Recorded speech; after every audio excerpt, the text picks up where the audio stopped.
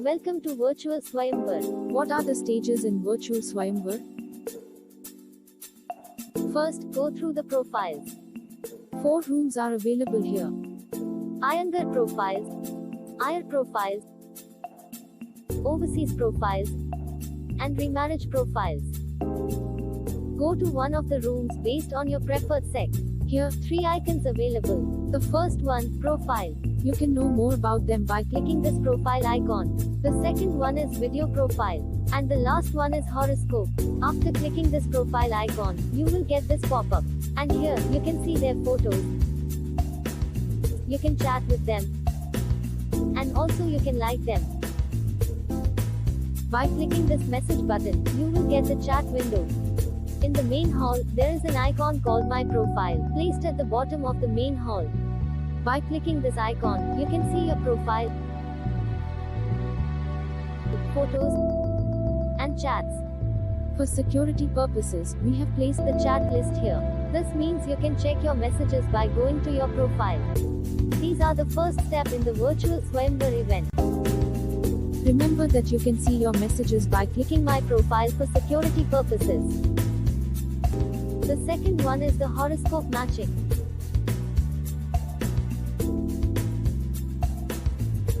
Go to the horoscope matching room. Send us a request by submitting this form. After that, we will schedule your meeting with an astrologer and let you know. Then you can go to this room and meet the astrologer, then proceed further. The final step is matchmaking.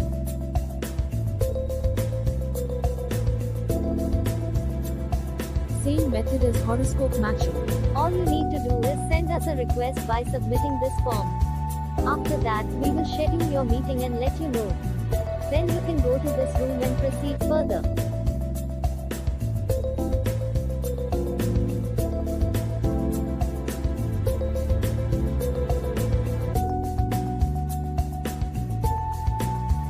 Wishing you all success to choose your life partner.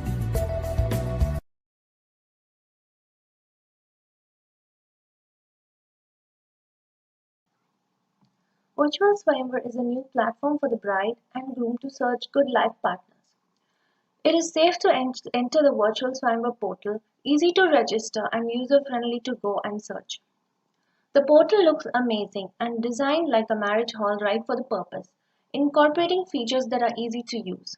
The unique features in Virtual Swayamvar provide separate rooms for profile matching, horoscope matching and meeting room all in one roof, which has to be appreciated. Parents are also allowed to participate in finding the right life partner, and this is the right marriage portal for COVID times and for the young generation.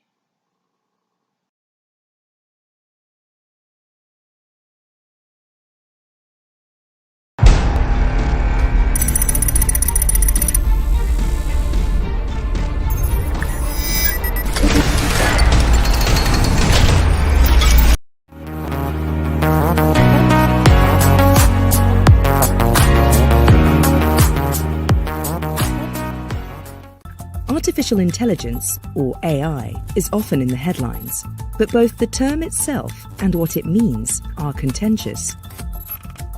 AI refers to a computer system that has the capability to perform tasks that normally require human intelligence. This might mean a machine with visual perception, speech recognition, or decision-making skills. Commercial organisations have developed AI technology for use in new and exciting ways, from drones that deliver packages to driverless cars. In fact, the more AI technology is used across the commercial sector, the more it becomes a normal and essential part of our everyday lives. But while commercial investment in AI has led to rapid and extraordinary development, it has also been a double-edged sword. Machines, computers, and robots are getting smarter. Governments and militaries have seen their brightest engineers move over to the commercial sphere.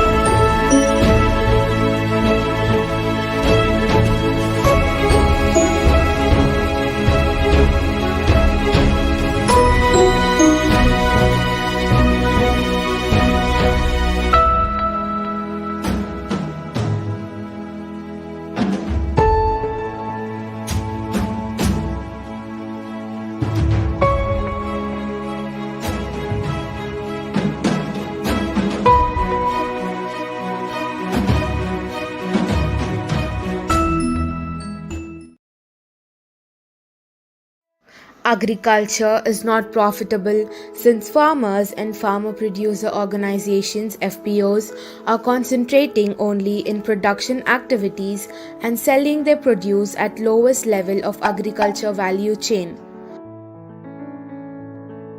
Rural youth migrate to urban areas in search of employment and live a hectic life for not getting their satisfied level of jobs.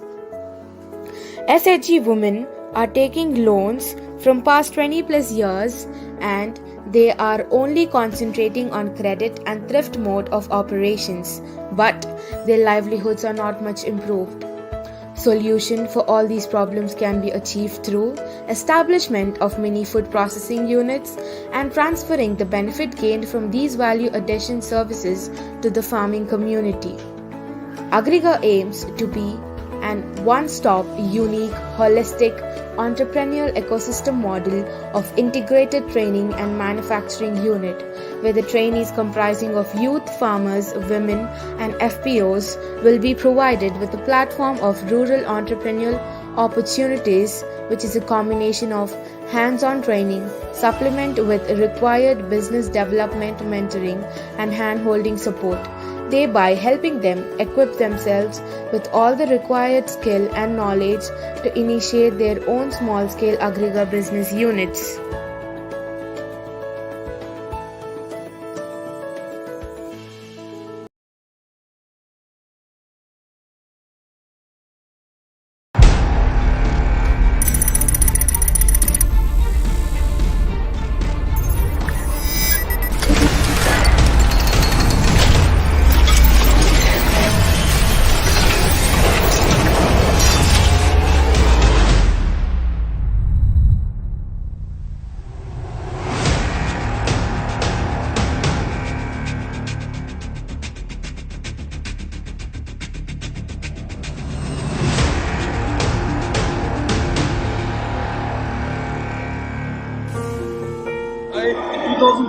we started SV Innovation Foundation. In fact, it's basically my idea which has been duly supported by Honorable Chairman of Samvidyalaya Kenari Mandal, Shri Vallabhbhai M. Patel, who is also President of Kadisi Vishwavidyalaya.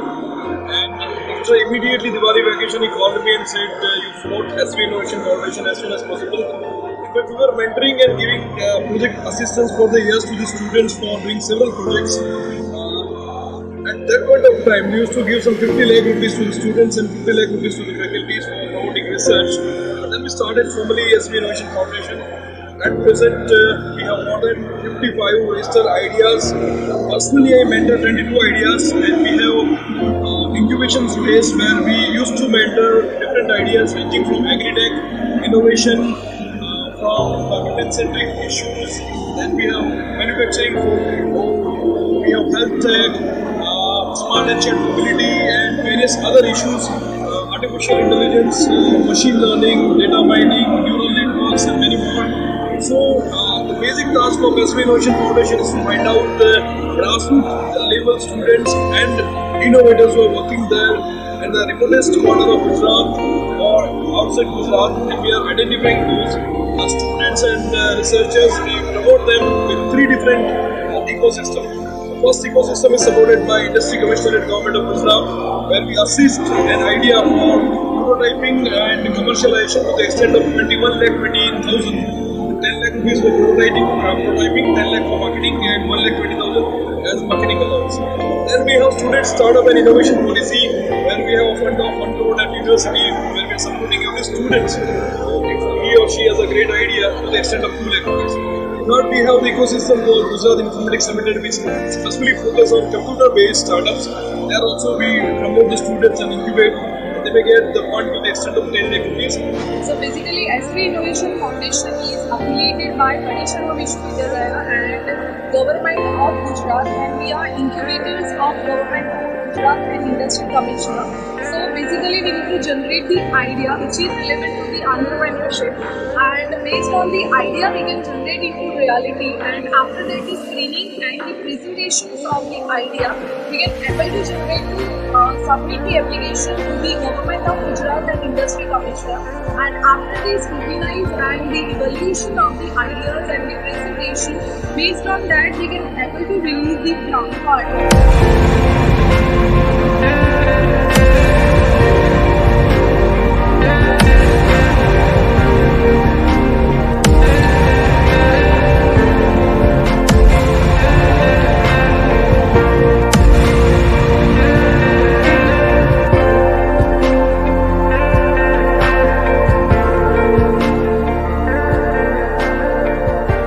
We try hard for getting some more funds from Niti Aayog and DST.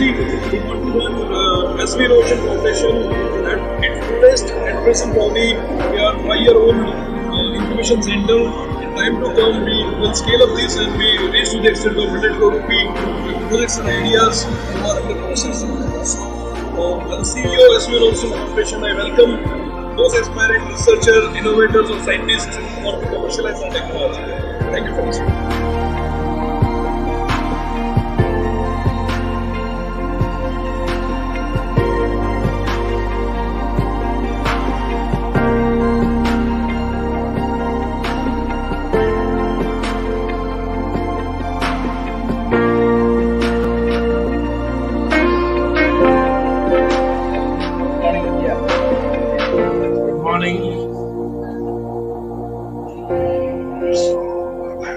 Jeevan. Good morning, Jeevan. Hi, good morning. Kale vanakkam. Good morning, Jeevan. How are you? Sir, vanakkam sir. Nalla irukom. Vanakkam. Inniki. Okay. Okay.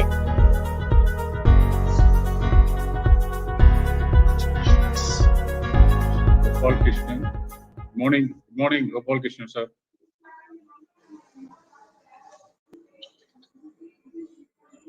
Rajkumar. Good morning, Professor Rajkumar. Good morning. Good morning, sir. Ashok, sir. Good morning, sir. Yeah, good morning.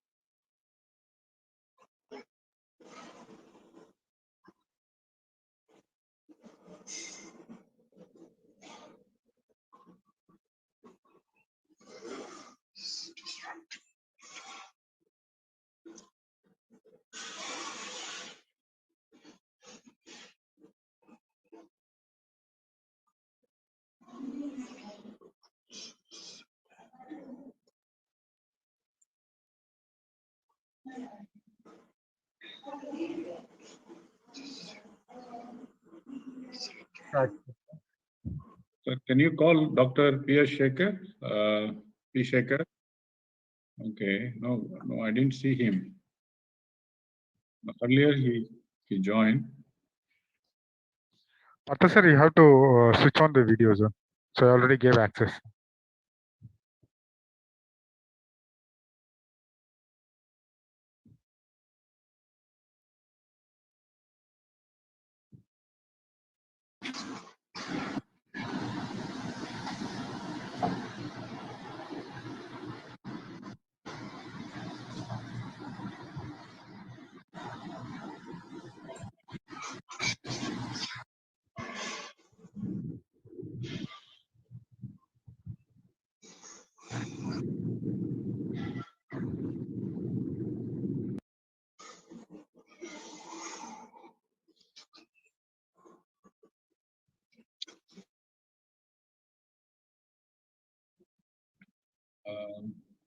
No, the rest all working fine. Yes. Maybe you want to come up with your mobile, or you want to try? Yeah, just log in with your mobile. Otherwise, yeah.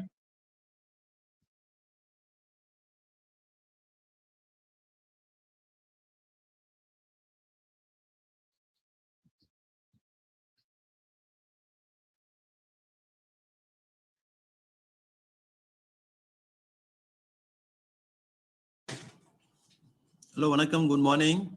Can you hear me? Yes, sir. Guna, sir, good morning. Very good morning to you.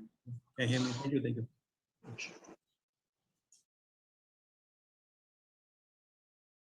And because people received 3 or 4 links for the afternoon session, next day session, and all this, so that's what little bit confusion here. Yes, there is a little bit of a confusion. Yeah, like Saradi is trying to resolve it. Actually, we should keep only one link throughout the day. I mean, like 48 hours, we can put it.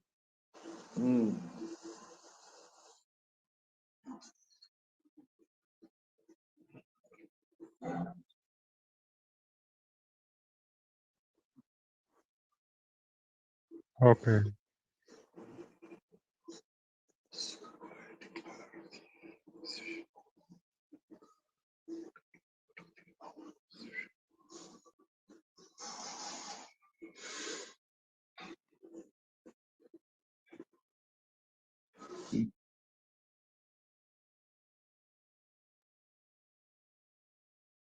Yeah, no problem. You take your time, talk to the other people, and forward the link, ask them to join.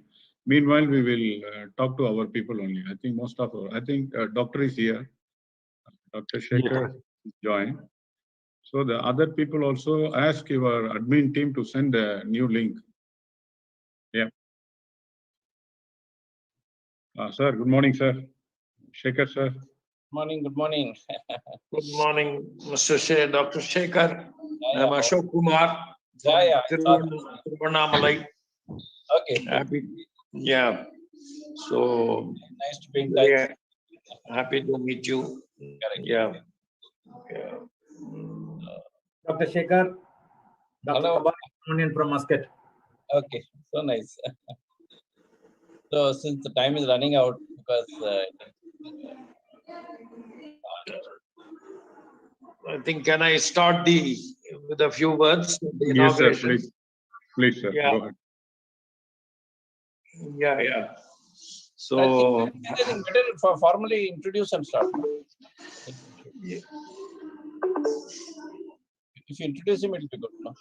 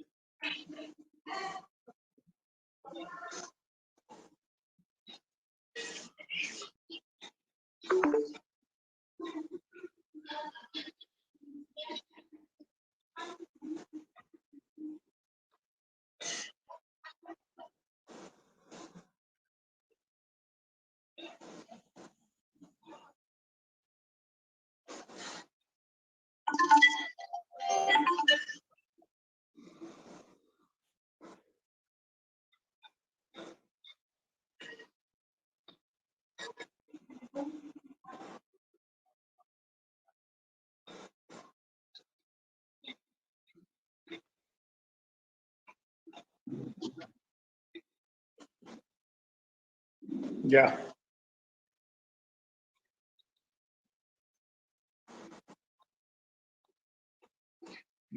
Thank you, Partha, for the session, the inaugural session. So today is a very important day in the history of AI in India, because your global experts have come from different countries, and this is a very important event happening. I am happy to be part of this inauguration session of this Global Impact on AI International Summit and Expo 2021, founded by Mr. Partha, a great connoisseur on startups. So he lives and breathes startups and has been doing many such events. And today is a culmination of various people, various mentors and experts from different parts of the country. And today I'm very happy to be a part of, to inaugurate this session, and in the presence of the keynote speaker, Dr. Shekhar, the chairman of Smart City Foundation, and many such luminaries have come to this event. And AI, as you all aware, is going to be the future, and it is going to disrupt our lifestyles. And he has brought in many verticals. That is, this session is going to touch upon automobile, bioscience, education, healthcare, manufacturing, transport, logistics, small businesses, and telecommunications. Hundreds of industries and institutions and 50 startup stalls and more than 10,000 participants are going to be a part of this 3-day event. And I'm very happy to invite all the investment partners, media partners who have come and extended support. Yeah. Your mic is on mute. I'm not audible? Yes, yes. audible. Yes. Back now. Thank you. Yeah. So GLOSAP and India's startup system has come together and put up this grand show, and supported by various other institutions who are going to make a big difference to the startup segment in India. India, as you all aware, is the youngest population and very strong in the IT field. And today, AI is coming up in a big way, and along with the big data. So, what the Indian need is to groom or hone their capacities to the needs of the international demands. So this is where India 360 is going to make a difference, preparing our young minds, young talent to the global needs and demands. So Babu Venkatesh, with his expertise in artificial intelligence, with the presence of GLOSAP globally, he has come forward to support the Indian students who have got an aptitude and aspiration to reach to the global standards. His GLOSAP is a global company, is having a presence in more than about 8 countries, and with his extraordinary talents and experience in the field of AI, he is going to make a remarkable difference to the student community and also to the corporates, where his knowledge and experience will be very highly beneficial to this sector at large. So I think AI is going to make a huge impact in our society, and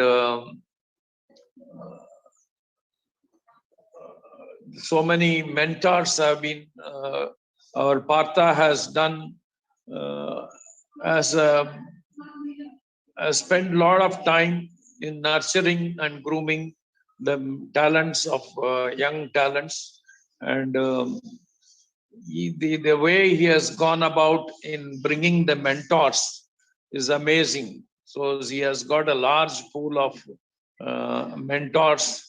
The 3-day session will be really an eye opener to many of the entrepreneurs, and I think his efforts will really make a difference in the in grooming the Indian economy, which is battered by the pandemic and demonetization, and so many areas that really the Indian industry is battered.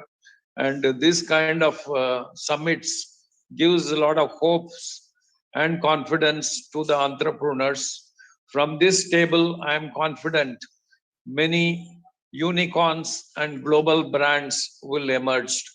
And it's a very wonderful to have all of you coming together in the morning. And I declare in open this Artificial Intelligence and Summit Expo 2021. Thank you all.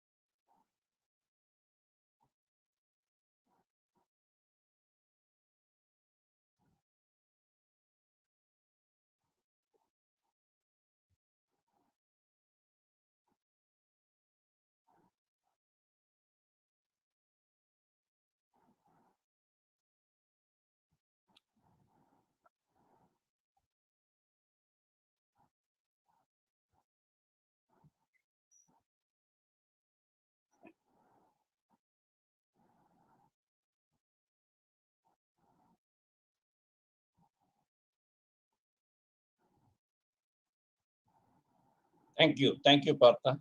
Thank you to Dr. Ashok for formally inaugurating and giving a very exemplary kickstart to the 3-day event. What I will do, I'll do two things. I have made a small presentation because as a keynote address, it is better to understand artificial intelligence in full totality. So when we say artificial intelligence, there are many things which comes to the mind.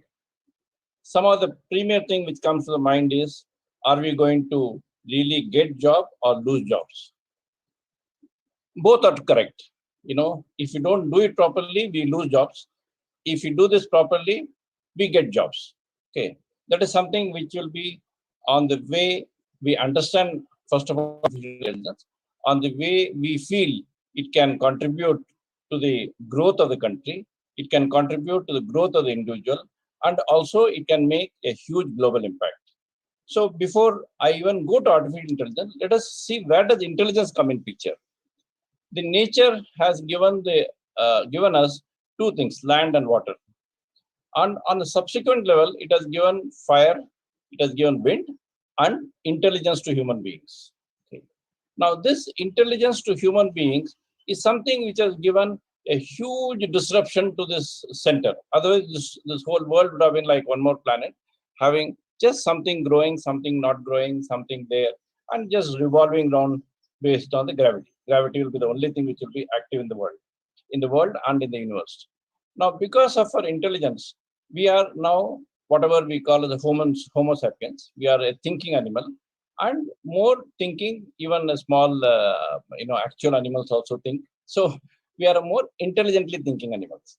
So when we are intelligently thinking animals, we have huge responsibility, and responsibility comes with a lot of objectives. Now, where does this intelligence land us in?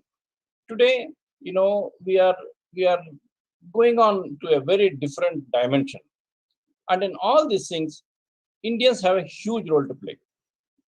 So I really compliment Partha for bringing this. I'm going to keep my whole presentation come lecture within 15 minutes. Okay, so that I don't like to shoot the time which is for reserved for the speakers. So I will, many other things which I want to talk, I'll talk while giving the various slides. So I'm going to the slides as such. The first slide, I hope the second slide is there. Can somebody see the Indian slide? Can somebody see the second slide? Yes, sir. Yes, sir. It is. Because sometimes this is called Murphy's law. Wrong time, wrong thing will not work. And I may be talking and people may not have the set. So when the second slide comes, I know all the slides will come. So yeah.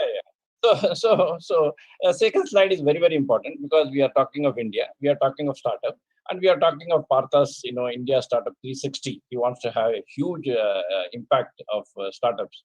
And so even about startups, I'll come in a few minutes time. So India as a country is very, very interesting for people to know that India as a country is almost, 206 countries put together. You should know that by population. And we have got land, water, we have got huge land, 2.9 square kilometers, million square kilometers. We got even area above the water, which is called Iaise, which is also almost of same area. And we have got many things, but we are all, multi-dimensional. We've got all the languages in the world. See, can somebody believe that only Northeast has got almost 600 languages? Okay. So we got so many languages, so many religions, so many cultures, so many, other things. Like my predecessor said, India is a 70-year-old young country, or it is a 10,000-year-old civilization. So between the two, we have to see how well we can see that we contribute, we expand, we contribute, and we make the world contribute. Even about India, the whole world has got a huge expectations. If you go to anybody abroad, especially in the last 10 years, they feel that India is the one which can really develop the world. India is the one which is the knowledge center of the world. Now, even when in so many things are getting developed abroad, the people who are developing are all Indians. So we have sent so many ambassadors. We have sent super computers. When we send every year almost 3 lakh Indians abroad, we have sent 3 lakh supercomputers. They do huge job for the world. Wherever they are highly respected, they are highly welcomed, and they are there to contribute to the place of stay and India. Now, talking of, intelligence, artificial intelligence, I will not go through slide by slide now in terms of, all the contents, because then I don't think I'll be able to cover even 3 slides. There are 40 slides. So I'll only go through the, topic. The presentation is with Partha. Anybody can ask and take it. Now, it is the way we think, solve, evolve, and also extrapolate. This is what is the various definitions of intelligence. I'm not trying to go through the definition from that point of view. So when we say artificial intelligence, we are giving this right to a non-living creature. Okay. Now, living creatures themselves, because of intelligence, they do so many things wrong. So non-living creatures also can do so many things which are wrong. So it is our duty and right to see that the machines are not allowed more than what we want them to be allowed. Machines have to be subservient on any account to the human and the human needs. Because many times, just because we can develop anything, we develop things which are devastating. Today, even when we talk of COVID, now, COVID is supposed to have been artificially done. It is supposed to be the artificial intelligence put in a virus. Okay, supposed to be. Nobody is proof because some countries may get affected if the proofing is right. But we all know that something like that has been done.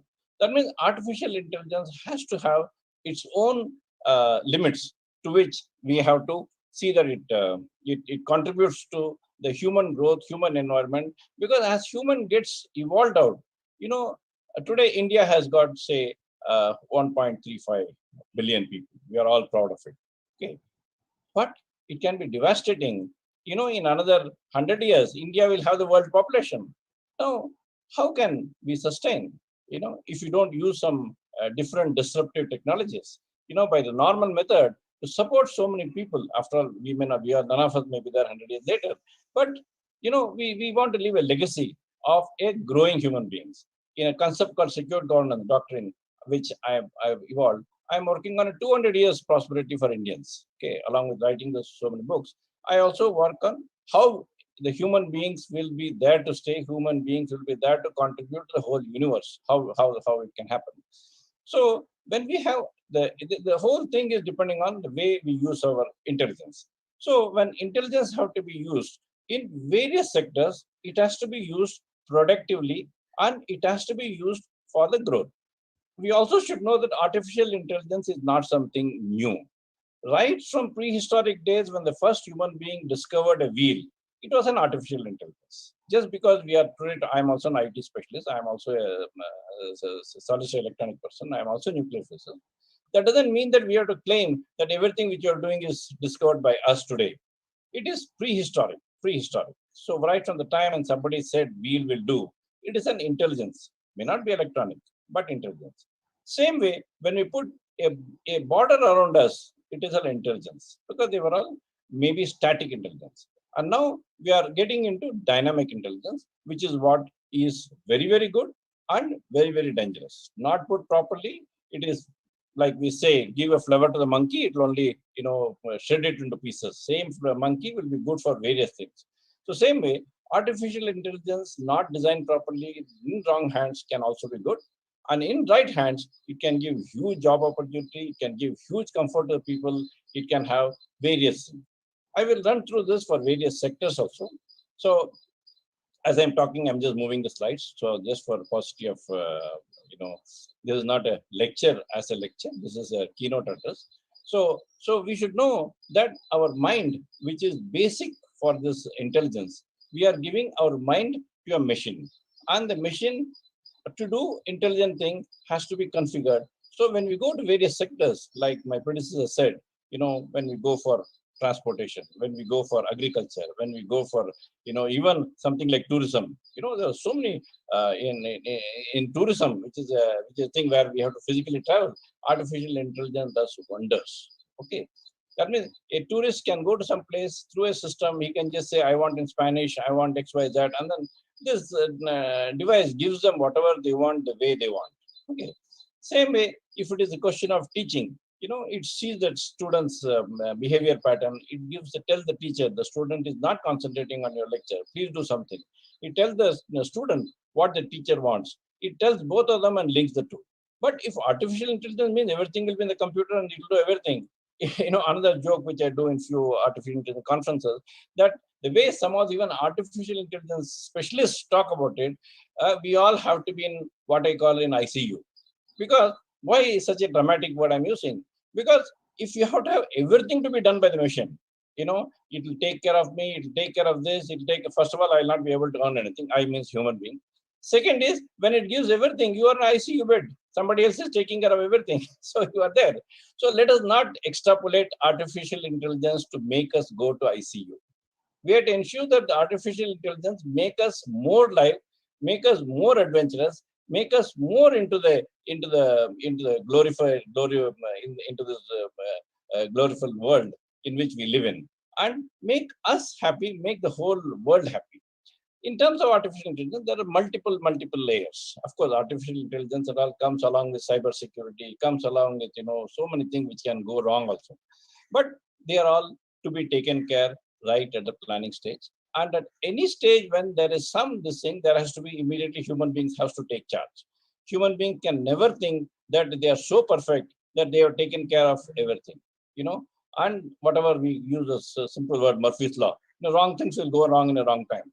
Okay, so same thing should not happen, and we lose. Some of the spacecrafts have gone missing, and some of the nuclear submarines have gone missing, and so many things which are devastating happen. So even nature, I believe, has done some mistakes in some of the, when we hear the forest fires and when we hear volcanoes going out of control and all, something has gone wrong somewhere. Same thing, if nature can have this type of devastation, human beings with all the intelligence which we have got, some are wrongly used, some are not correctly designed, can give rise to problem.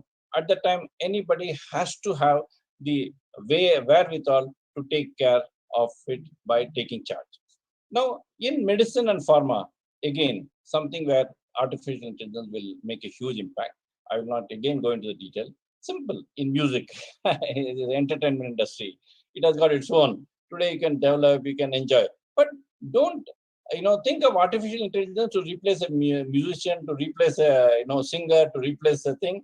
Then it will also replace you as a listener. And artificial intelligence will create music, it will listen itself, and we human beings will be another zombies. Okay, so these things have to be in such a way that our life becomes good, our life becomes interesting, our life becomes adventurous. We also should not feel that we are all going to be just sleeping it out and artificial intelligence is the one which will try to do everything, then we will be totally be replaced.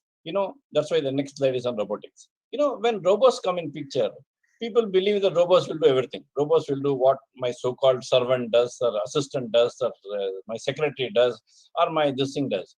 Then believe me, it can do even what you are doing. Then you are not required. Okay.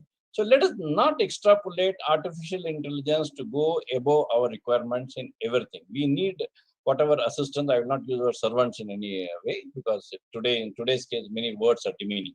So somebody who's assisting you, because they all have to have a job, they all have to know what it is, and we should do our own work at a higher platform.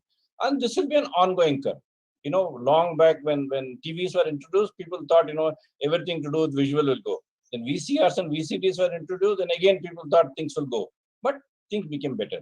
When TVs and this came, people said, who is going to watch a cricket match or football match? Everything, all the stadiums can be closed. It became more full. It became more, interesting. Okay. Same way, this has to make our life. Again, if you do something mistake in our planning, it can happen to that type of simulation which people thought. So for that to happen, the robots should not replace human beings. Robots should support human beings. Okay. Again, gaming. The gaming should again to make you a better sportsman rather than replace a sportsman.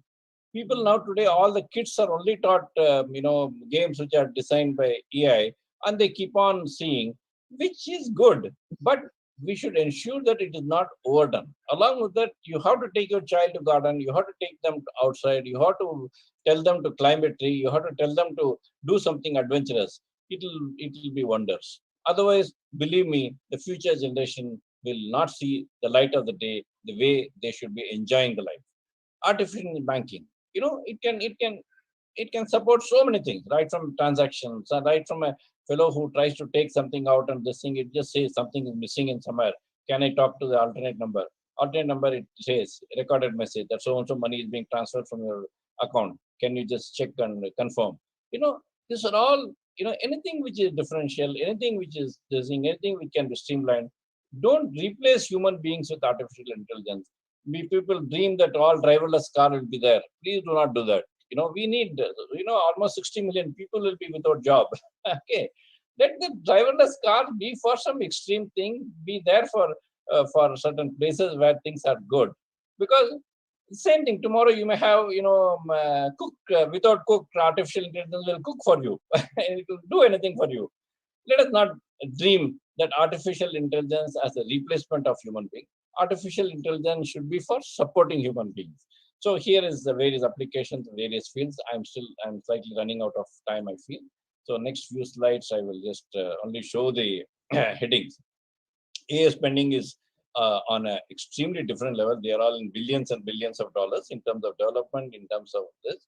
And that's why when so much money is being spent, so much people are obviously getting, because in artificial intelligence, only a human, the whole thing is very little of capital and much more of the revenue. Revenue means so many people will get. AI share by India is growing up every minute, every day, because even in other countries in this field, even in a place like China, there are Indians who are playing a very big role. So this is a field in which Indians have got a huge responsibility. Indians have got a huge intellectual prowess to contribute. Now, secure governance is the last few slides. Secure governance is for self-sustained growth of economy. As artificial intelligence creeps in secure governance, we say that, without putting too much of investment by government, how the whole economy can grow. This is by value and valuation. And artificial intelligence will give a huge valuation, whether you build a hospital or whether you build a school or whether you build anything. The values around that goes up, and the main entity, because of value goes up, doesn't capture. In secure governance, we let that capture so that the other entity comes out almost free. So that is something which is being done for some of the largest projects in the world, where secure governance is being used. And because we have to think all this thing from all aspects. When this comes, where the fund flow coming in, where employment comes in, where overall development comes in, where long-term sustenance comes in. So all these things are taken care by secure governance. It simply ensures that investment is totally safe, and investment is taken care in the planning itself. And artificial intelligence is going to play a huge role in this, along with a number of job creation. These are all slides on what all jobs can be created and how it will be created and why it will be created. Because there should be no fear that artificial intelligence will remove job. At the same time, the fear is if it is not used properly, if you only take artificial intelligence to remove human beings from all aspects, then again, I repeat a small sentence, that we will ourselves be removed. So we will not be seeing others being removed, we ourselves be removed. Whereas if you use it in all the sectors of economy, all the aspects of economy, just like this TV and others made sports much more glamorous, much more better, same way this will make it interesting. Suppose when we talk of the Sophia and so many others which are there, they're all almost like living robots. They all should be for entertaining us. They all should not be for replacing us. And then, from all aspects, we will be in a very different, this thing, as I said, I have written about 100 or more books. And these books all constitute whatever I am stocking in various sectors, various locations, various dimensions, including few for abroad. And with that, maybe I will conclude so that, our experts who are waiting for giving a good talk, they will have that.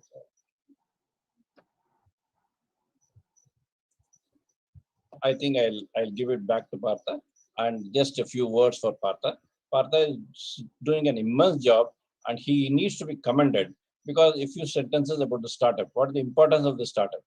Because what is the difference between a startup and a normal entrepreneur? Normal entrepreneur is already plugged in, so he goes in the startup is the one who is seeing the latest requirement, who is seeing the changes in the mindset, who is seeing the changes in the way the things are going forward. So he tries, he doesn't mean he exactly. The entrepreneur tries to, do things which is actually required on the ground, and keeps on modifying, changing. And so even a normal entrepreneur can suddenly become a startup in a different field. Because again, in terms of manufacturing, in India, the way we manufacture is, suppose we are manufacturing any X item, a lamp, we just take it as a lifelong experience. There are many mature models in which we say, oh, this lamp will take 10 million pieces. 10 million pieces I do, and again I become a startup. It's a very good model. Even in artificial intelligence, anybody who is now, a lot of entrepreneurs are there, people should follow that model. Don't let one item be your life. The moment evaluate what is the number it will sustain, take that number on, and then be a startup again. By being a startup, you are going to take care of the others' requirement on a time-bound basis, because the requirements are not same. A small example, few years back, many of you in your 40s and 50s, one would stand in a bus stop for even 1 hour, 2 hours, and then take a bus without even blinking. Today, a signal is not there for 5 seconds. The same person gets so much upset as if the whole world has gone dead, which is very surprising. The same person 15 years back would stand in a bus stop for 1.5 hours. So that is a change in perspective. You know, he's blaming anybody.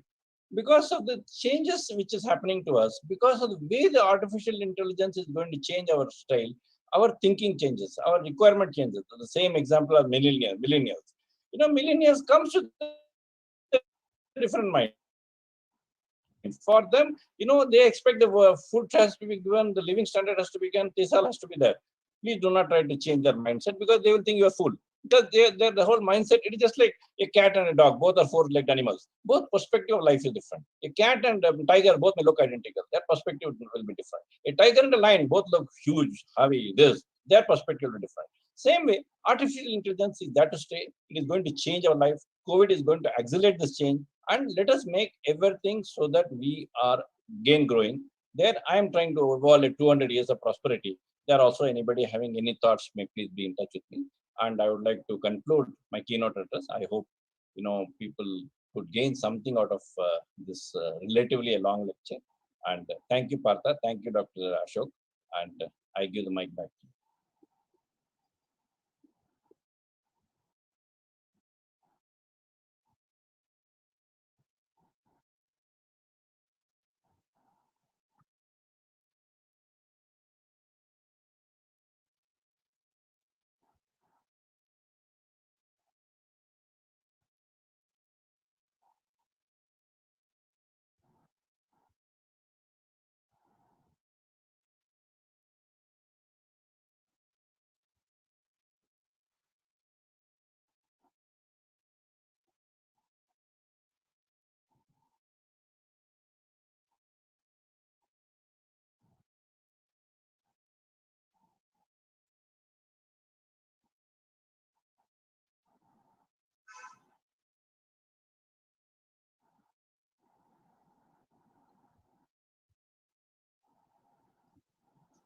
Yeah, yes, sir. I will be the lead user.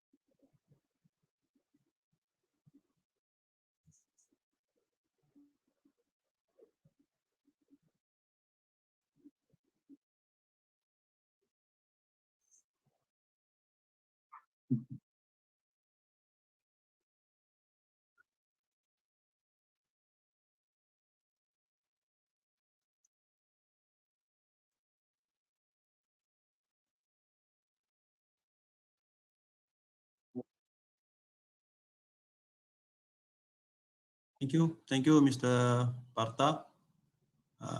Can you hear me? Yes, sir. Okay. My address will be just a short one. Vanakkam, namaste, and good day to everyone. Especially to Dr. P. Shekhar, Chairman Global Smart City Panel, Dr. Ashok Kumar, founder of First World Community and Social Activist. Of course, Mr. Partha Saradi, the founder and CEO of Iaise 360. Mr. Ravi, co-organizer, founder, Eco Golok, and Mr. Babu, fellow speakers, ladies and gentlemen. We from GOPIO, a global organization of people of Indian origin, International Business Council. There are several delegates representing, especially from GOPIO Malaysia. We have GOPIO Singapore, GOPIO Australia, Mr. Umesh is there. Of course, Indonesia and Mauritius are there also. We are delighted to be part of this International AI Summit and Expo 2021. As all of us are well aware of the advent of AI on our day-to-day lives, it's indeed very important for all of us to be exposed to AI. Though the topics may not be relevant to the common man and woman, but everyone is impacted of this AI development, whether we like it or not. The topics, especially healthcare, bioscience, telecommunication, logistics, are very important, especially during this pandemic period. And we need to take advantage of the salient points to be delivered by the experts. There are many, the organizers has brought in excellent speakers. I think they had a tough time to bringing in. I understand their predicament, but excellent speakers from their own field. As such, we would like to congratulate the organizers. As every country and corporation are racing against each other to unveil the latest discoveries and development on this AI front. We with Mother India, I'm talking about diaspora, yeah, with almost 30 million PIO diaspora settled in almost all the countries globally, we should connect each other to tap the unimaginable technological advancement that could potentially brought about by AI. So I would like to thank Mr. Partha and the team for organizing such an event. We should not let any stone unturned, as there are opportunities in every corner of the stone. As Tamil proverb says, Siru Turumbum Palkutta Udavum. It literally means how small a person or thing could be, time will come to realize its usefulness. As such, let us come together and make this summit a successful one, and to motivate the organizers, especially Mr. Tasaradi, for encouraging a lot of startup, and Mr. V. Ravi, Mr. Babu, to organize more and more of such events, not for the benefits only the Indians, but for the mankind. That's all I have to say. Thank you very much for giving me this opportunity. Thank you, thank you, thank you.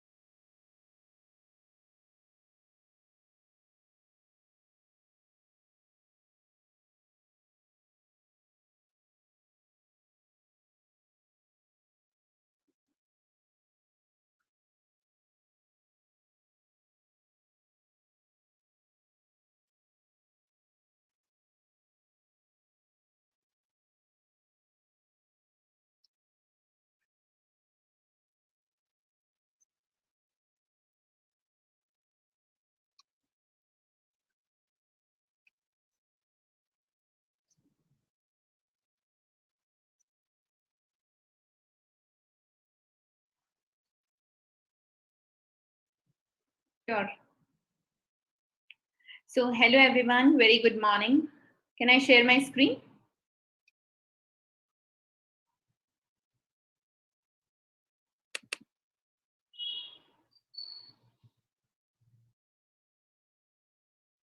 Yeah.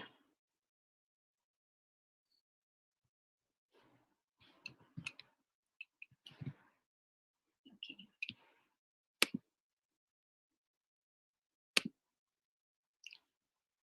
Greetings of the day. I am Pooja Maheshwari, a serial tech entrepreneur having 30 plus global recognitions and over 2 decades of industry experience. I'm passionate for technology and innovations and an avid advocate of ethical AI, diversity, and sustainability. I'm a regular author, speaker, and consultant in AI, enterprise mobility, cloud, and IoT. Talking about my inner drive, as I grew, I realized that prevention, protection, and care are inherent elements of a human life. And similarly, your family and loved ones also care about your safety, security, and well being. I wanted to translate my inner drive to make open spaces and workspaces not just public and women friendly, but safe, secure, and hygienic for our children and old age people and other special care groups too. And so came into existence SMARC, my AI venture. SMARC exists to solve these daily life challenges with respect to security, surveillance, parking, and traffic. Everything, all of these verticals affect our day to day life. SMARC offers products that promote environmental sustainability into transportation and surveillance and delivers valuable business analytics for efficient workflows while generating real time alerts for general safety, women and child safety, and even COVID safety. Let's come to the agenda. In today's session, we would talk about how we can unleash environmental sustainability with AI. We would start the discussion with the core problem of how our planet, Mother Earth, is under stress. We would discuss how environment sustainability is the need of the hour. Next, we would discuss the opportunity that exists with AI for saving the environment and promoting sustainability.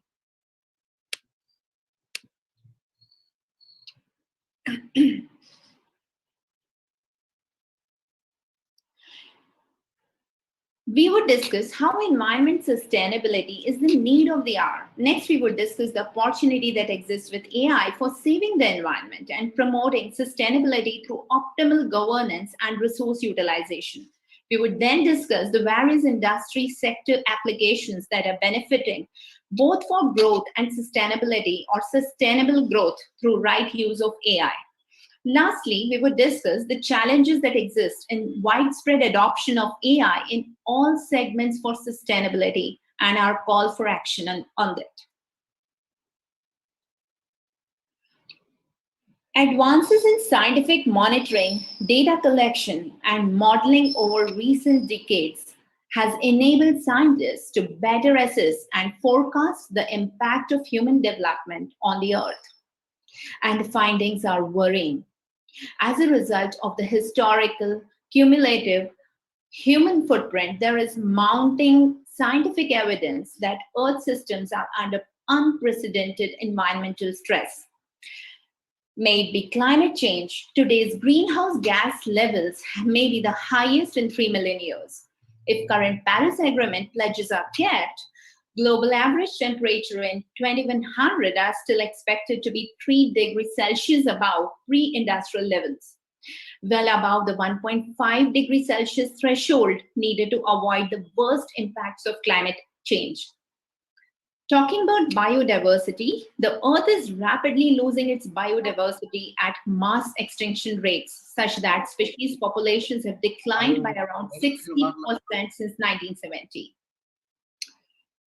Deforestation, again, the current deforestation rates in the Amazon basin could lead to an 8% drop in rainfall by 2050. The chemistry of oceans is changing faster than at any point in perhaps 2 million years. We are suffering from arguably the largest and most rapid impact on the nitrogen cycle for 2.5 billion years, as widespread nitrogen and phosphate pollution from fertilizers has washed into seas. And this has affected fish stocks and created so-called dead zones, 10% of the world's oceans.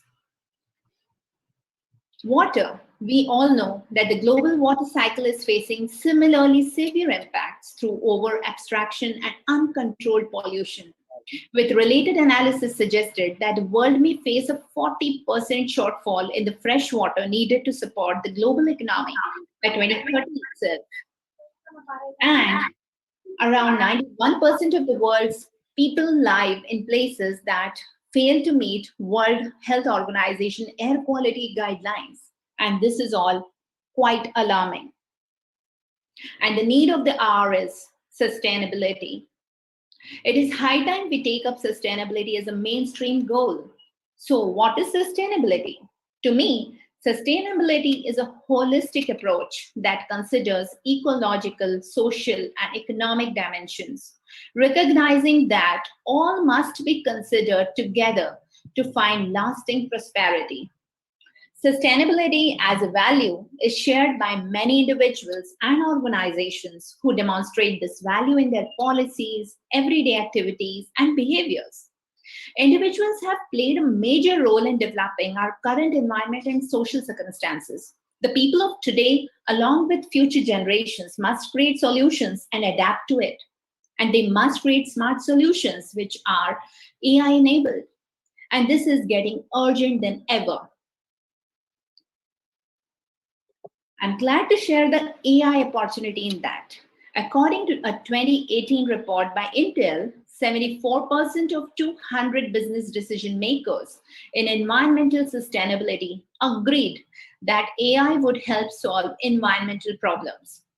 Many organizations like Microsoft, Google, and Tesla, while pushing the boundaries for human innovations, have made considerable efforts in developing earth-friendly AI systems. For instance, Google's very own DeepMind AI has helped the organization to curb their data center energy usage by almost 40%, making them more energy efficient and reducing overall GHG emissions. Microsoft's AI for Earth, for example, a $50 million initiative, was announced in 2017 with the sole purpose to find solutions to various challenges related to climate changes, agriculture, water, and biodiversity. Aware and FarmShots, both United States-based companies, use machine learning algorithms in connection with satellites to predict weather, analyze crop sustainability, and evaluate farms for the presence of diseases and pests. Adaptive irrigation systems in which the land is automatically irrigated based on the data collected from the soil via sensors by an AI system is also gaining wide popularity. AI can support the derivation of culturally appropriate organizational processes and also individual practices to reduce the natural resource and energy intensity of human activities.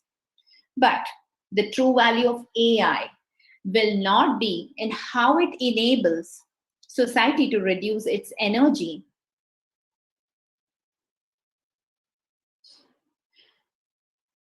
But the true value of AI will not be in how it enables society to reduce its energy, water, and land use intensities, but rather at a higher level, how it facilitates and fosters environmental governance would be the key changer.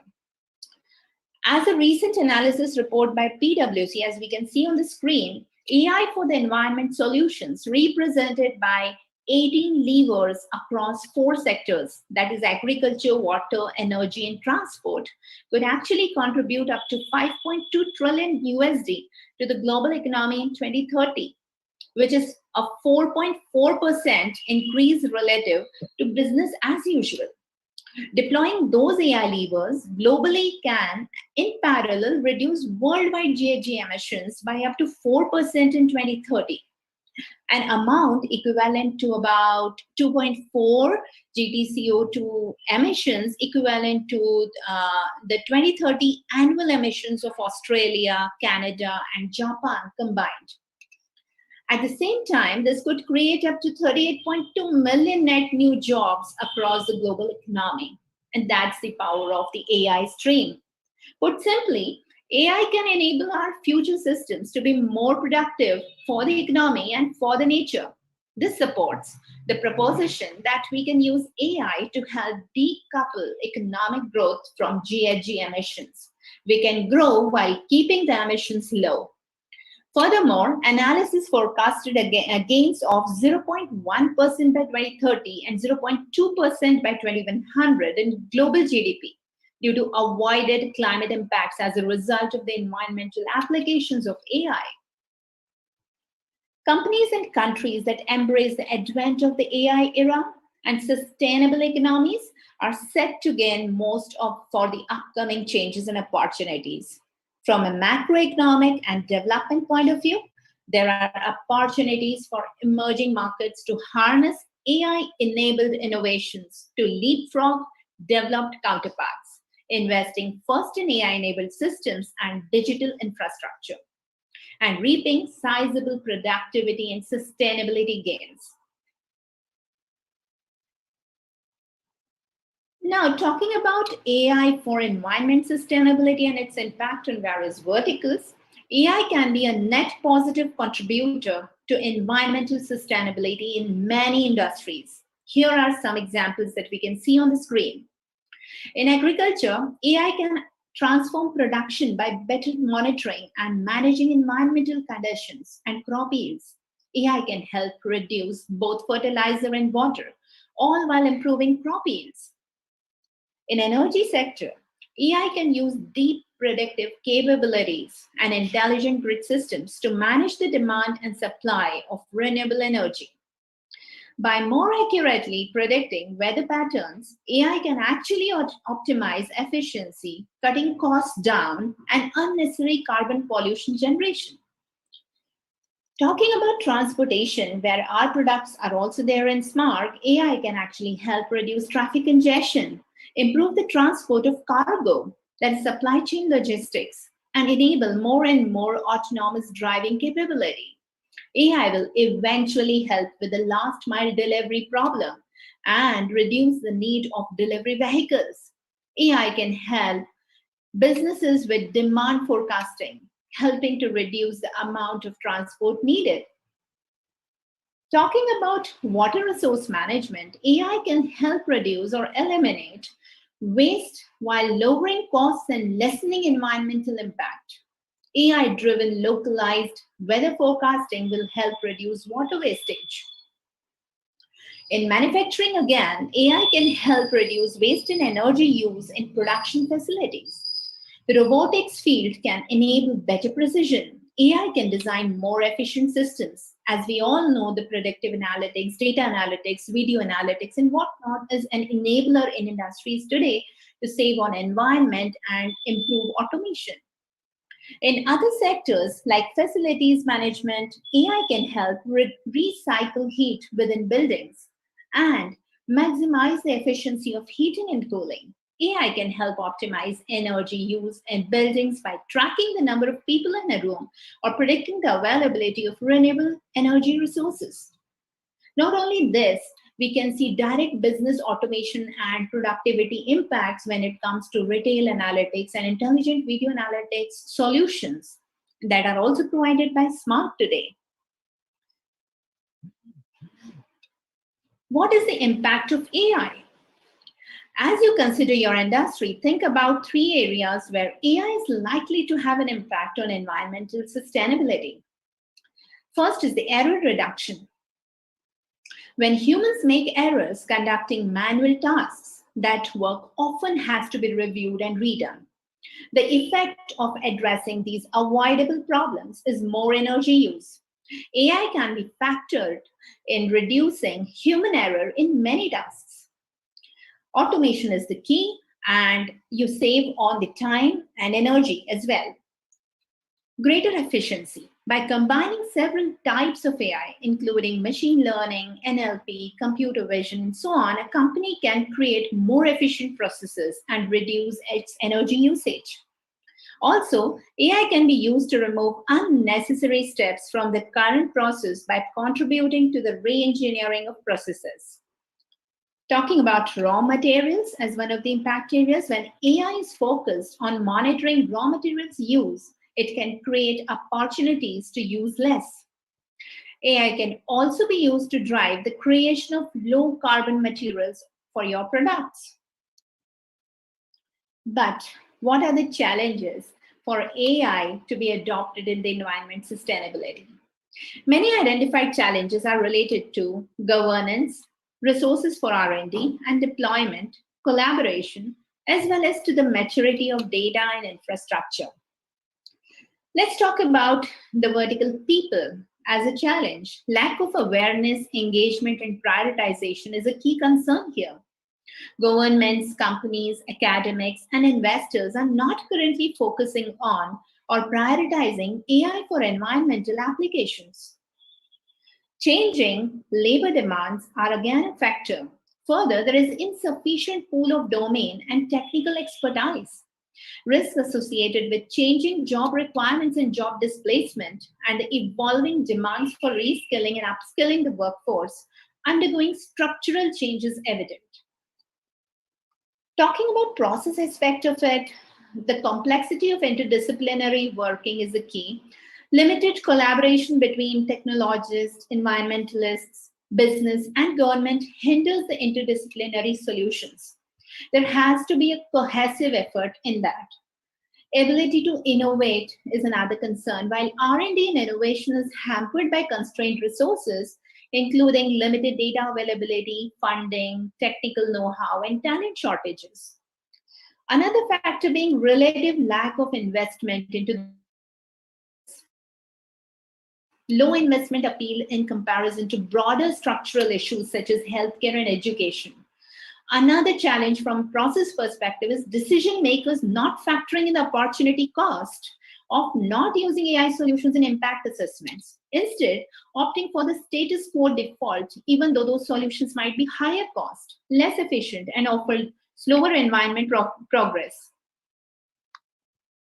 Insufficient focus on delivering responsible AI is another concern.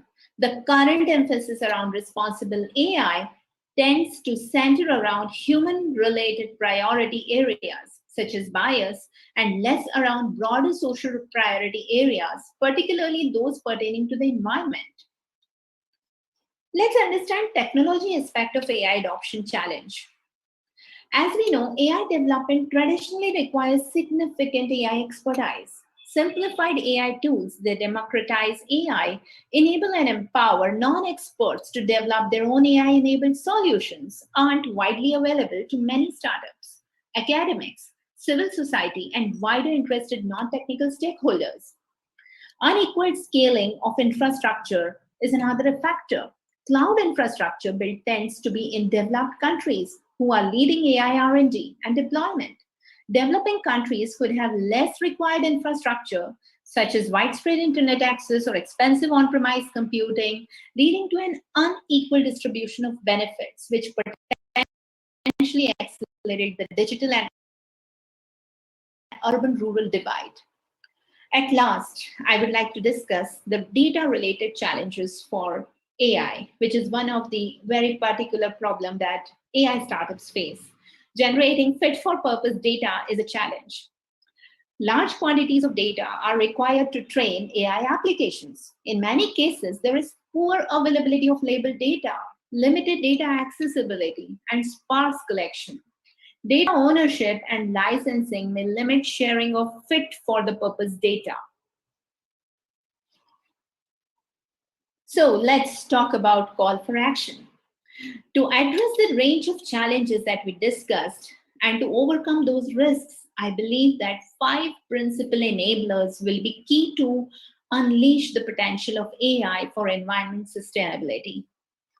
Facilitating awareness, value alignment, collaboration, and multidisciplinary partnerships, including technologists, industry, scientists, civil society, governments, through establishing cross-industry and international standards, region-specific goal prioritization, collaborative working frameworks, and public-private initiatives to develop and safely deploy AI for environmental solutions. One of the enabling factors that we need to decide is a call for action. Another being ensuring that we start with responsible AI and extend this principled approach to include consideration of societal and environmental impact to ensure that sustainability principles are embedded alongside wider considerations of AI safety, ethics, values, and governance.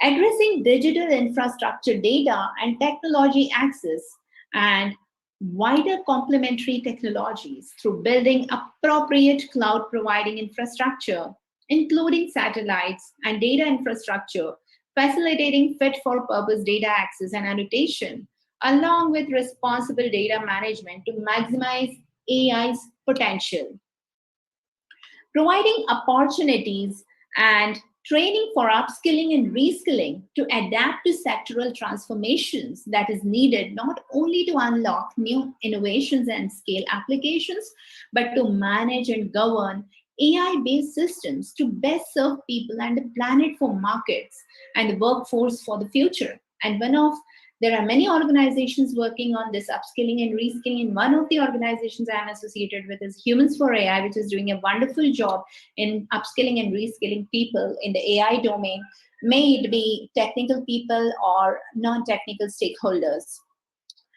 Encouraging R&D from research to scalable commercial deployment with a focus on connecting stakeholders, that is industrial, academic, and government research agencies, and encouraging interdisciplinary research and development that leads to scalable commercial deployment is the need of the hour. And to conclude, it's time to merge the two big debates of today. One is on digital technology and the other one is on sustainable development, and in particular, the environment. If we use the former to save the latter, I think we will have made the best possible use of the resources that we have. Thank you so much.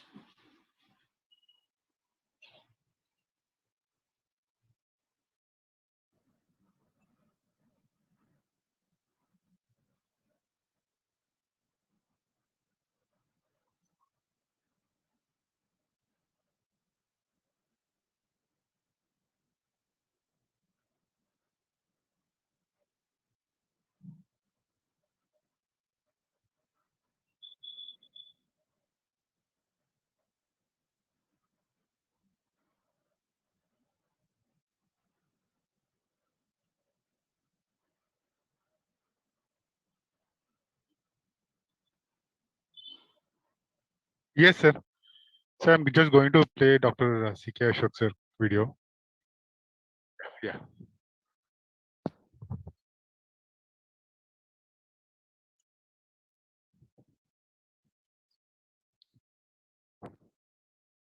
Yes, sir.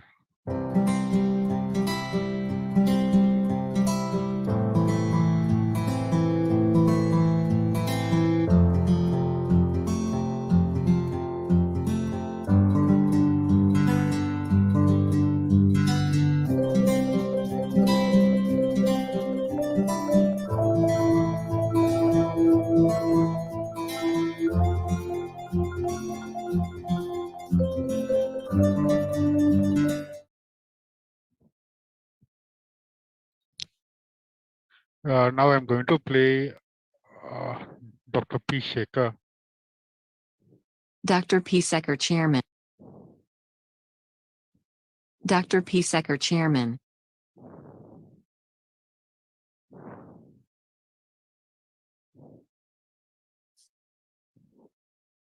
Yeah, now. How about now, sir? Shut. Dr. P. Sekhar, Chairman, Global Smart City Panel Chairman, Microtech Global Foundation, author of 85+ books for national growth, Chairman of advisory boards of international chambers and associations.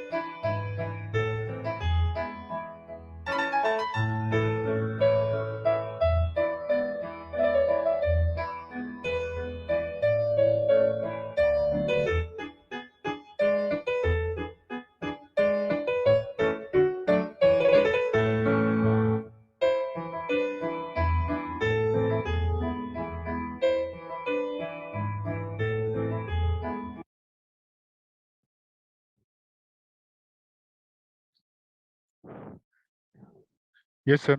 I've done. Yeah.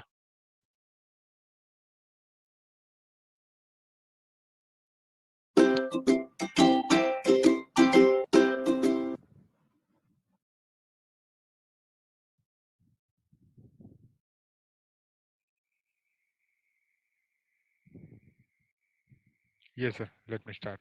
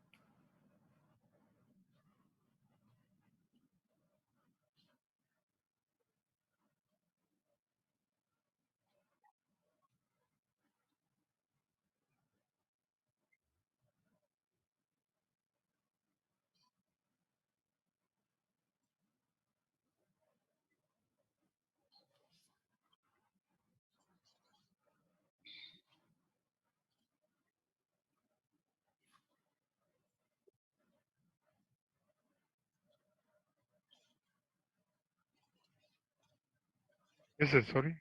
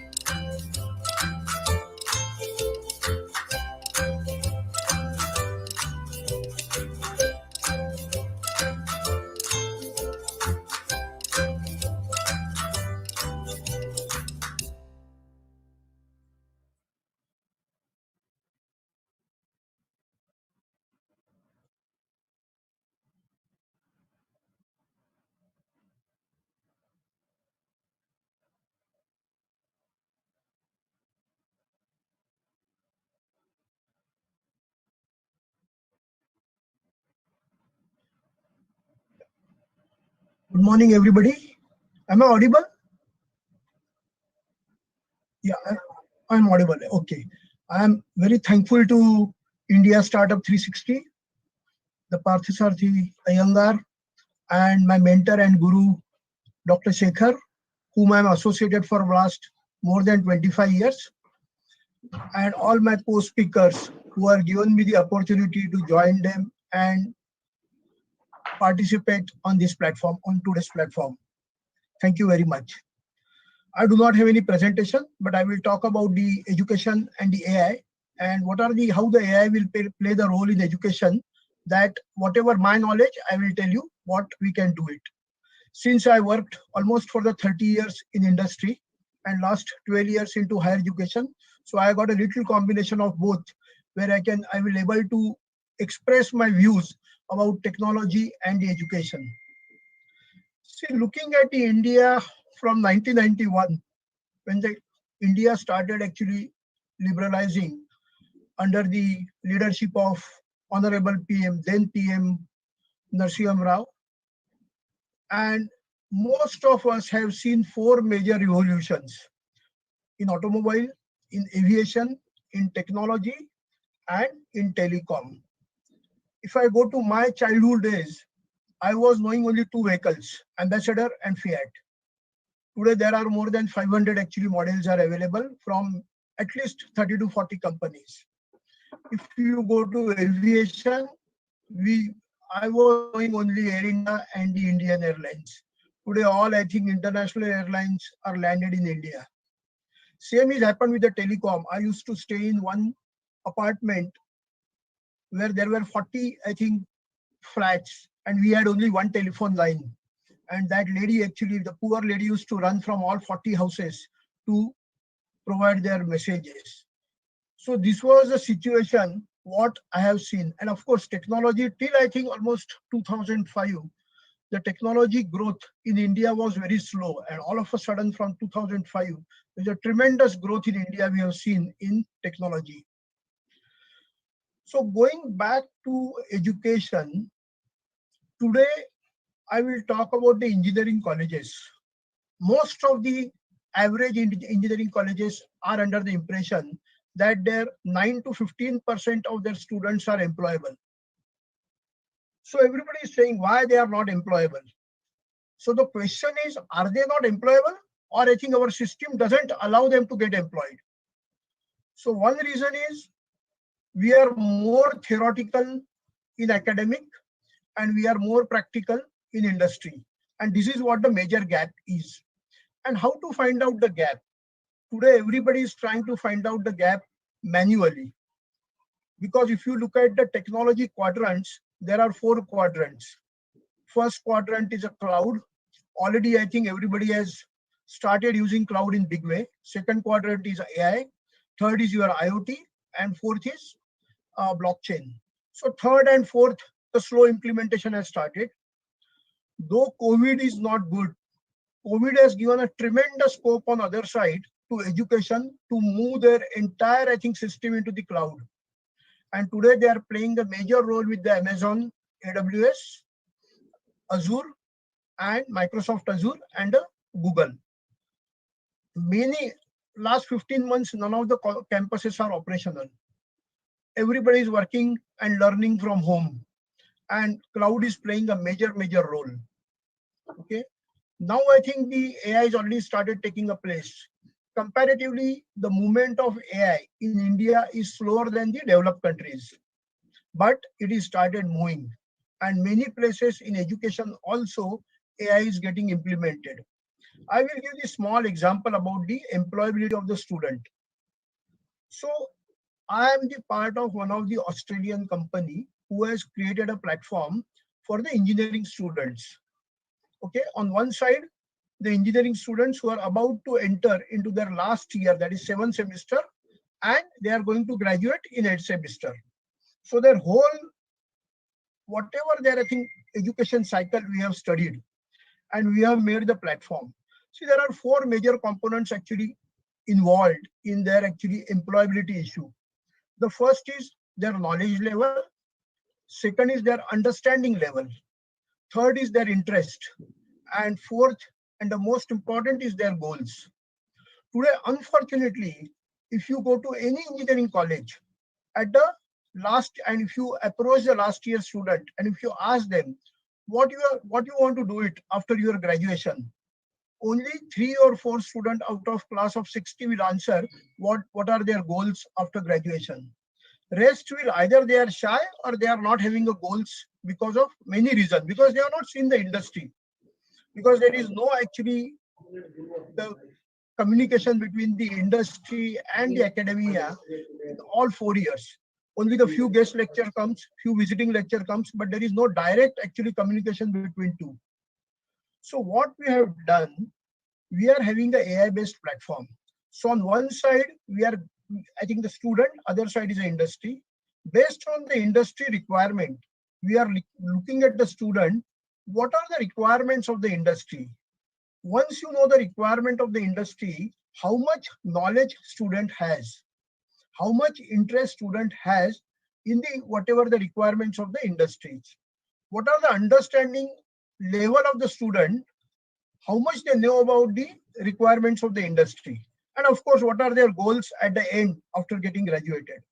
Once you do it, right from their content delivery at the 7th semester till the internship, we try to do it on that platform. And it is all AI based. AI is trying to extract all the information of each student by giving a various inputs. What is the knowledge level? What is the interest level? Okay, what is the understanding level? And based on that, their goals are set.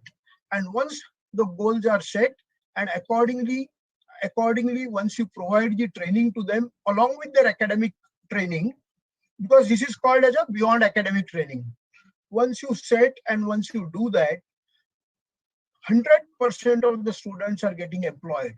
There may be a few exceptions, but what I found, the employability ratio changes from 10% to almost 100%.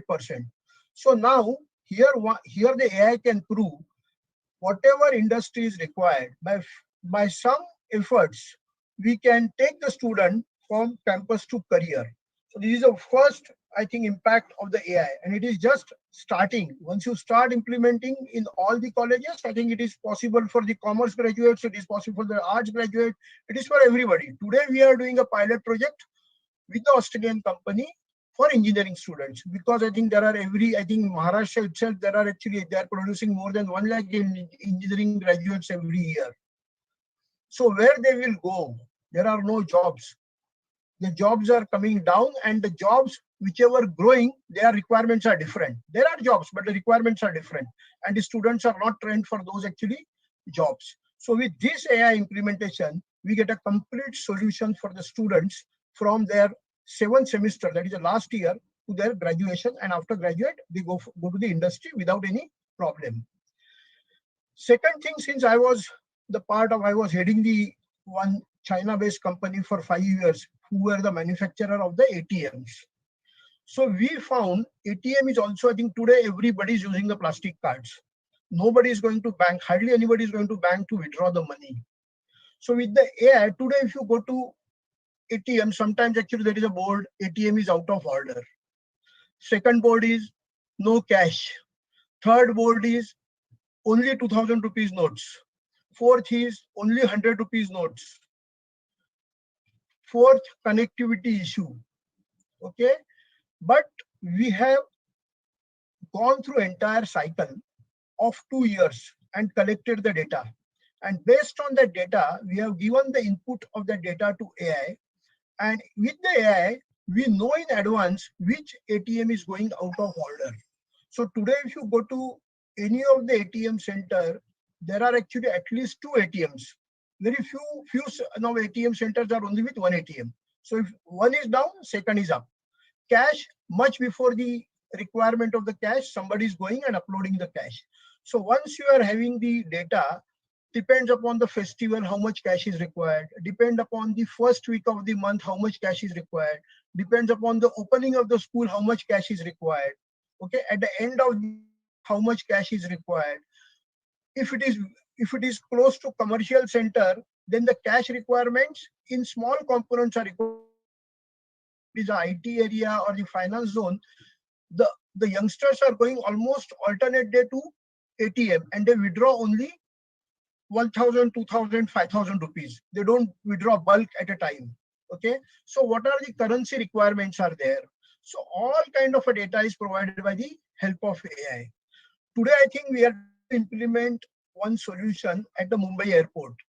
If you go to Mumbai airport and once you crossed your immigration and security, and once you go inside, you go to any ATM counter and you put, and whatever, I think suppose you are traveling from Mumbai to Singapore and Singapore to New York. Okay, once you enter the passport number, you are allowed to put the Indian currency. Suppose you put 50,000 rupees in that ATM machine. It will ask you in what denomination you require in what currency you require the return. So you can say I require I think $200 for Singapore, and I require rest of the currency in US dollar. So this is all possible with the AI. Okay, and even actually at the ATM you can say I think I'm putting 10,000 rupees, or I want to withdraw 10,000 rupees. I will withdraw I think 18 notes of 500 and say 10 notes of 100. So any combination or anything you can decide with the help of AI. So there are many advantages are there. With the agricultural student, this I think ATM application we are doing with one of the very premium college of Mumbai, Engineering College of Mumbai, who are writing the AI application. Third, actually we are writing the application with the Pune Agriculture College. See, there are many, I think, land in India, soils are not, I think, giving the crop. We cannot cultivate the crop over there. So understanding the requirement of that particular actually land, how much fertilizer, how much I think the toughness of the land, all AI will find out. Okay, how much I think you should actually make that land actually soft before the cultivating the crop. So all information of the AI will come. So they already started implementing the agriculture college, with the technology college, and with the engineering college. And with this great actually initiative of the India Startup 360, students will have the more and more access to the new startups and they will implement AI to make their, I think, startup very successful, because there are a lot of, I think, time the startups are failed because of, I think, the intelligence, and this intelligence will come from the AI. And I'm very thankful to them. And with this, I'm concluding my note and whatever I think I know my knowledge. And thank you very much for giving me this opportunity. Thanks a lot.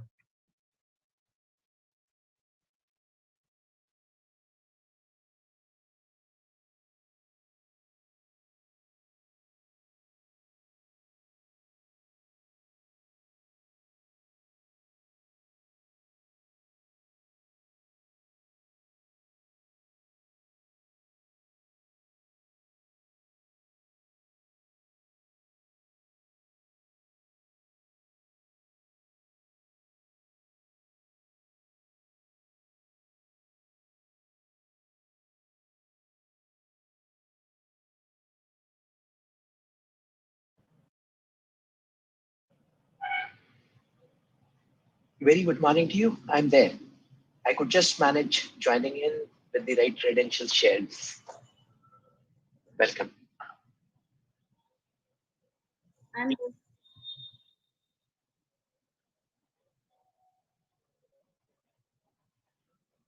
Yes, sir. I'll do.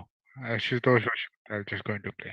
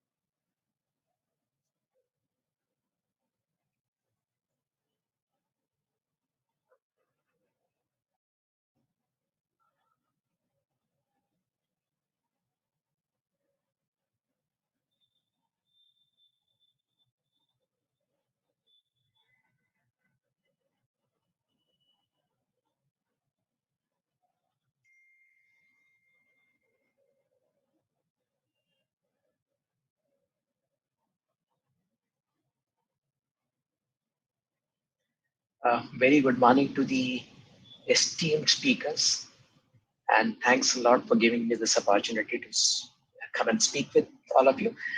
I'm sorry that I was initially shared some different credentials, so I couldn't log in time. I could just get time. Oh, no issues, no issues. But I believe in that I missed hearing some of the great speakers. It would have added huge value to me personally, but I would look forward to a recording of the session. I could hear Professor Subodh, and it was very enlightening. And I believe all other speakers added equal value. I hope I'm audible and clear. What I would do is, I would just try and share screen and see if it is visible to all of you. Okay, great. It's not coming into. Yep. Okay, great. So I wouldn't claim credit for any of the things that were shown in introduction. I would only say I'm one of the founding members of RailTel, which is now a Mini Ratna CPSU. being well appreciated by the stock market today. And for the knowledge of all, we are the only consistently profitable, consistently dividend paying, and consistently debt-free telecom company under the government of India. And we take pride in doing so, that we really add value to our owners, to our shareholders, and everybody who believes in us. Now, coming back, when we talk about AI and the topic that you're talking about, I would just run you through few slides, not adding much value, but definitely adding a tickling to the brains of all the great people that we have in India who are leading the world's best organizations, given the right opportunity and the right environment to do so. And I want to tickle your brains to apply the same here in India, so that we just don't need the Honorable Prime Minister's vision of $5 trillion economy, but really make it a happy and healthy India by using our initiatives. You must have just seen the news by Captain G.R. Gopinath, a serial entrepreneur, just on 22nd July, when the Zomato IPO had dizzying response in the stock market. Similar valuations have been seen by Paytm, Uber, and everybody else who are on asset-light models, practically owning nothing. And Captain Gopinath so aptly brought out that the real asset owners, the real producers of goods and services, they are struggling to survive, but the so-called new age middlemen who are connecting the producer and the market are having dizzying valuations, even though they are not making money on date, but the market seems factoring in their future gains for whatever reasons. He, in this article, very aptly brings out that invariably the farmer or the real producer of what we touch and feel, eat and survive with, food, clothing, shelter, and everything that we survive on, is struggling to survive. You must be seeing, this is common news, that suddenly you would have onion prices very high one season, and the next season every farmer wants to plant onion, and the very next season you would see that the prices fall down to such a level that the person cannot even afford transportation to the market, and invariably you would see the produce being thrown on the streets as a mark of protest. But that doesn't take us anywhere. That doesn't help us in any way. Can we bridge this gap? Can we do something in this direction where the real producer, see all these engines, all these asset-light models? I'm myself a telecom company. We are ourselves projecting a number of business initiatives of bridging the gap between the producer and the market. But for all this to survive, the producer has to survive. If there is no real production, what exactly are you solving the problem? So I see that this is a new age middleman coming into play. If you really talk to the taxi driver who's serving Uber, or the guys who are producing the food that is being distributed by these big guys, they have a big revenue share to be offered to these people. Do we see in India any guaranteed door-to-door connect between the producer and the consumer without a middleman? You had the earlier middlemen, physical people who you berated, but now you are the new age middleman. Can the economy prosper if the producer doesn't survive? I have a solution. I have just a suggestion where I would like all of you to put your brains together. I do not know how many of you are aware that the driver of a train does not have a steering wheel. He only has a brake and an accelerator. Between two main towns, you just have one line, an up line and a down line, on which, in order to push trains one after the other, I need to create artificially stations every 8 to 10 kilometers where you actually do not get down. Now, once I've told you this, you'd suddenly realize that between Nagpur and Badnera, you have so many stations in between where you see signals and somebody flagging with a green flag when you pass by, but your train doesn't stop. What are they there for? They're basically for splitting that line into a number of block sections in which I'm able to push more and more trains. So practically a 600-kilometer line if there were no stations in between, would carry only one train. But I create artificially stations every 8 to 10 kilometers. So I have split into 10 or 12 block sections. So I have a line capacity increase of 12 trains now. Now let me take you to another scene. You are at a traffic junction of a crowded city and the signal opens only for 30 seconds. And you suddenly see the car in front, the guy is still not cranking. He's still sitting and probably talking on the phone or looking in the mirror, and you are cursing because you know the signal would turn red and you would not be able to cross. Similar is the situation if the person, the driver who is driving my train in the next block section of 8 kilometers, if he is not an efficient guy, the trains behind have to wait. I'm just introducing to you certain concepts and then I will take you where I'm taking you to. Now, you have wonderful geographically, you call as GI indicators, or you have, what do you call? You have specific products of specific places which can become global. Grapes from Pune, Solapur, Nasik, oranges from Nagpur, jaggery from Kolhapur, bamboo frames from Chikaldara, Shenga Chutney from Gangapur, Khua from Bercha, Matar from Khajrod. What I'm trying to tell you is these are local specialities, but they remain local. Can I take them global? These are all time-stamped and perishable items. If I'm not able to guarantee transit time, even if Mr. Babu is producing the best of Khua, that is a milk product in Bercha, he wants it to be locally, he's not getting rates beyond, but in Delhi, the same Khua is for 280 rupees, but locally in Bercha, it is for 60 rupees. Unless I'm able to ensure that this is packed, transported, delivered with insurance to the market in Delhi, even if I'm able to give him instead of 160 rupees, he would be more than happy and would be adding value. But today this doesn't happen. Can we look at it as a solution? Yes, there is a solution.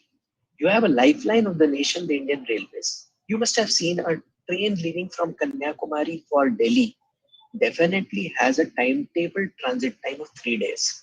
You can with that link and say it is running for 6 hours late or it is on Recording time. stopped. Am I audible? Hello? Mr. Babu, am I audible? Yeah, can I continue?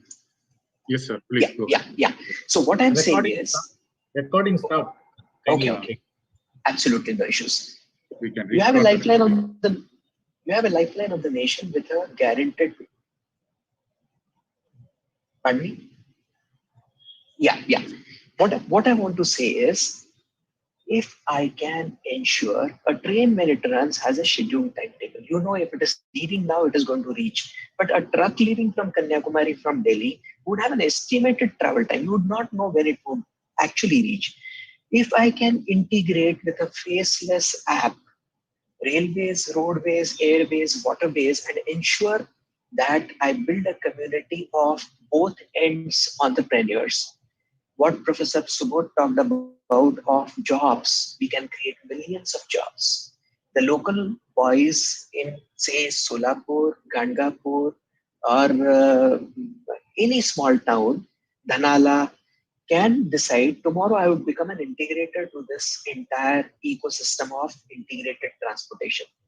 Faceless, nobody sees anybody, just an app rates you based on your past performance or your current trends of how do you perform, and creates work assignment. If I am a producer, a manufacturer, a trader, or a farmer, I can decide that I need not run to a station or to a bus stop to book my products. On an app, I can say I have 60 kgs of lychee available in my field. I want this to be packed at my place, transported tomorrow to a market in Delhi.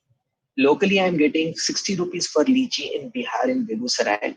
But in the market in Delhi, in Khan market, the same is being sold for 160. And the trader is ready to pay me 120. And if my entire transportation cost guaranteed is just adding 20 rupees more and I'm still making huge amount of money, imagine where we are taking the economy. This is what is end-to-end faceless transportation being proposed, and where AI comes into play, I would show you ahead. This is talking about warehousing, cold storage, train ordering and optimization solutions. Why you require this? Because today I do not know what stock, whether covered wagons, closed wagons, flats, refrigerated vans, what speed, how many trains to be ordered, whether I have space in the existing VPU or the parcel van that is coming in the train that is running. All this can be optimized. You can help the industry perform from any place in India, not worrying about access to its market in the cheapest guaranteed transit times. What I was trying to tell you, making the India the nation with the lowest per ton kilometer cost of transportation would time up your economy to levels unimaginable. You would give freedom to entrepreneurs to set up manufacturing bases anywhere across the country, wherever they get cheapest land, most efficient labor, without worrying about the market reach, with efficient, time-bound, and affordable cost of transportation. Where is AI in all this? If AI can help me capture market trends based on weather, local and national events, festivals, strikes, accidents, blackouts, imagine what kind of disruption I can bring in the economy. I can forecast between the producer of goods and services as to what market and where he can get the best money, capture price variations across the nation, identify demand and supply gaps, help predict transportation routes. On the rail network, I can help predict the type and number of wagons, open, closed, refrigerated, food grade. This looks simple, but when you actually deep dive, if I'm transporting cement from Odina to Vijayawada, I cannot use the same wagons for transportation back of plantains or food grade material because they are all spoiled wagons. So I should be able to predict what kind of traffic is going to be generated across the country depending on what shipments are coming, what cargo arrival is at ports, how is the market fluctuating, what is the demand. If this can be plugged into with AI, and because it's humanly impossible, if I'm able to identify the needs of city, town, village specific, local movers and packers, help rate them based on past performance, help ordering funnel based on traffic priority, customer choices, premium that you are willing to pay, I'm going to disrupt the economy. This is going to be a big game changer for the entire nation as a whole. All those aggregators who are talking about are not really taking care of the producer of the goods and services, but this, if can be made into a reality, including imagine the keeping track of policy announcements, like the PM announced that we are giving 50% subsidy on tractors. If anybody buys, you can get 50%. As soon as the announcement is made, I can track the demand with the manufacturers, the stock, the dealers, and then ensure transportation time bound. Just on this learning of whether which places have in transit loss, damage, theft, claims, I can identify spots of leakages, plug them in the next round, and create more efficiency in the overall system. That is what is being promoted. If we can really deploy AI for the brass and actual nuts and bolts of economy. I just wanted to share this with you all. Thank you very much. Open for any suggestions, questions.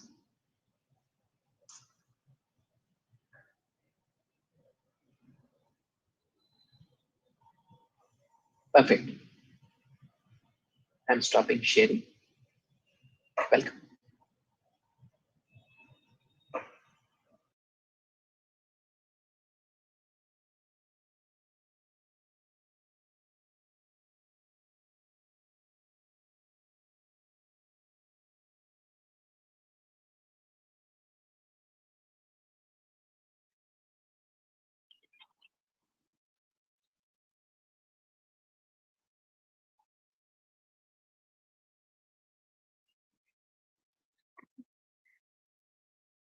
No issues, sir.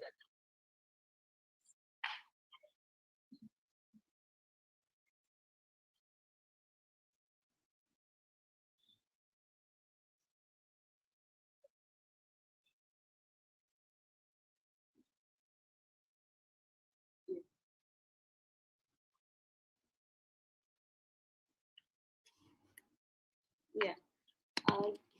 Hello, everybody. Greetings for the day.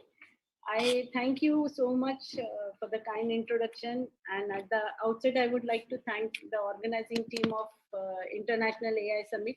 I hope I am audible, sir. Yeah. Of the International AI Summit and Expo 2021. It gives me a great pleasure to be here on this such a prestigious platform, and to share the platform with all the illustrious dignitaries here. And I would convey my best regard to Iyengarji and to Dr. Shekhar, my mentor. And with that, I would like to now begin with the presentation. This is going to be a little technical towards the end, but I will try to keep it, more towards being popular, because I think that we professors tend to get into getting technical very fast, you know. So great. And to begin with, although a lot of things has been already said about artificial intelligence, I would like to, first share my scope of presentation, where I would be mainly talking about the significance of AI at the level of autonomy and other things. So let me begin with significance of AI. I would like to reiterate the advantages, disadvantages, and put some light on the AI, artificial intelligence, in particularly, in contrast with what are the autonomous and the unmanned and AI in machines. So that is my forte, that is my area of late, and it is an area of my current research interest. So I am very happy to share some of my findings in this, and I would be very happy to discuss this in detail. So coming to artificial intelligence, we know it is the simulation of human intelligence by machine. The ability to solve problem, the ability to act rationally, the ability to act like human. So the central principle of AI, of course, is reasoning, knowledge, planning, learning, and communication. So the whole game is about how we teach this artificial intelligence to machine. So that is where the role of scientist, and I think that is where we come into picture. So basically, what we are trying to do is creating computing systems like those having the ability to perform the task like humans, or even better than humans. So when we say that making machines better than humans, what we in particular mean is that we want the computing power of the machines to be much more than that of the humans. So in AI can sense their environment, think, and in some cases learn and take action in response to what they are sensing as their objectives. Yeah.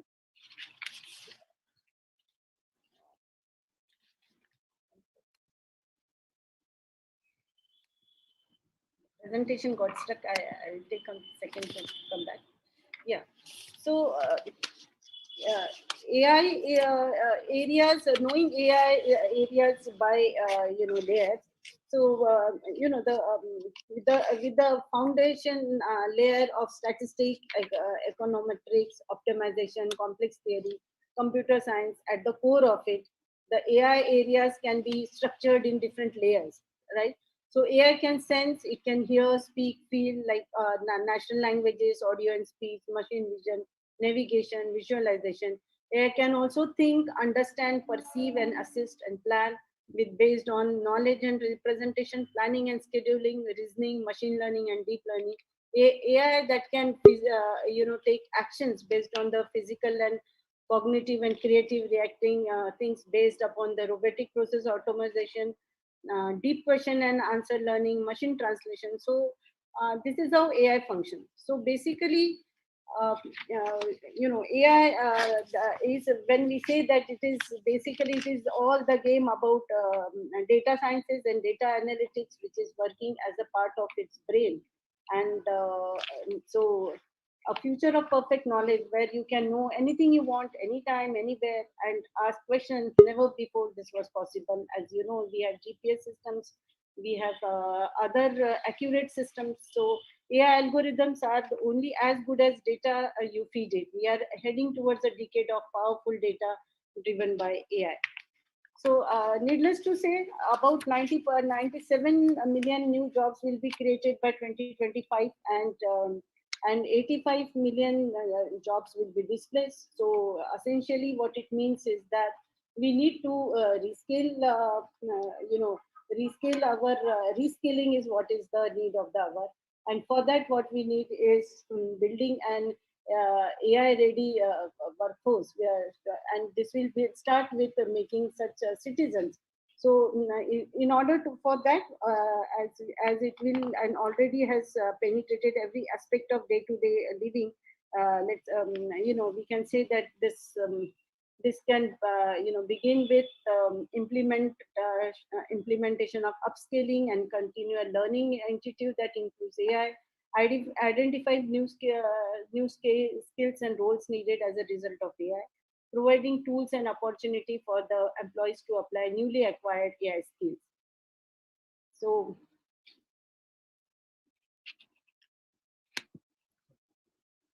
yes, with a fully automated AI systems, it is penetrating, as I said, every walk of life. We would be able to develop vaccine which will be based on AI, then the fully automated driving, quantum computing, AI chips, and the list is endless. So let me here, share some of the impressions on AI from the global leaders, as is quoted by Sundar Pichai, of CEO of Google. He says that artificial intelligence could have more profound implication for humanity than electricity or fire. And also from Elon Musk, he says this company have to race to build, or they will be or they will be made uncompetitive. Essentially, if your competitor is racing to build AI, then they will crush you. Peter Diamond, who is the CEO of and who has formed his own company on Singularity University, he's one of the first 50th global leader. He also mentions that quote, there will be two kinds of companies at the end of this decade: those who are using AI and those who are out of the business. Unquote. So the potential by even 2020, as was predicted, we are already into 21, that AI-driven companies will take about $1.2 trillion from competitors by 2020, which is now we see that it is almost looks like a reality. AI will generate almost 2.9 trillions in business value and recover 6.2 billion hours of our productivity by 2021. And as is predicted, by 2030, the potential contribution to the economy from artificial intelligence will be about 15.7 trillion. Okay, so so AI is making news. It is the best thing that could ever happen to the humankind.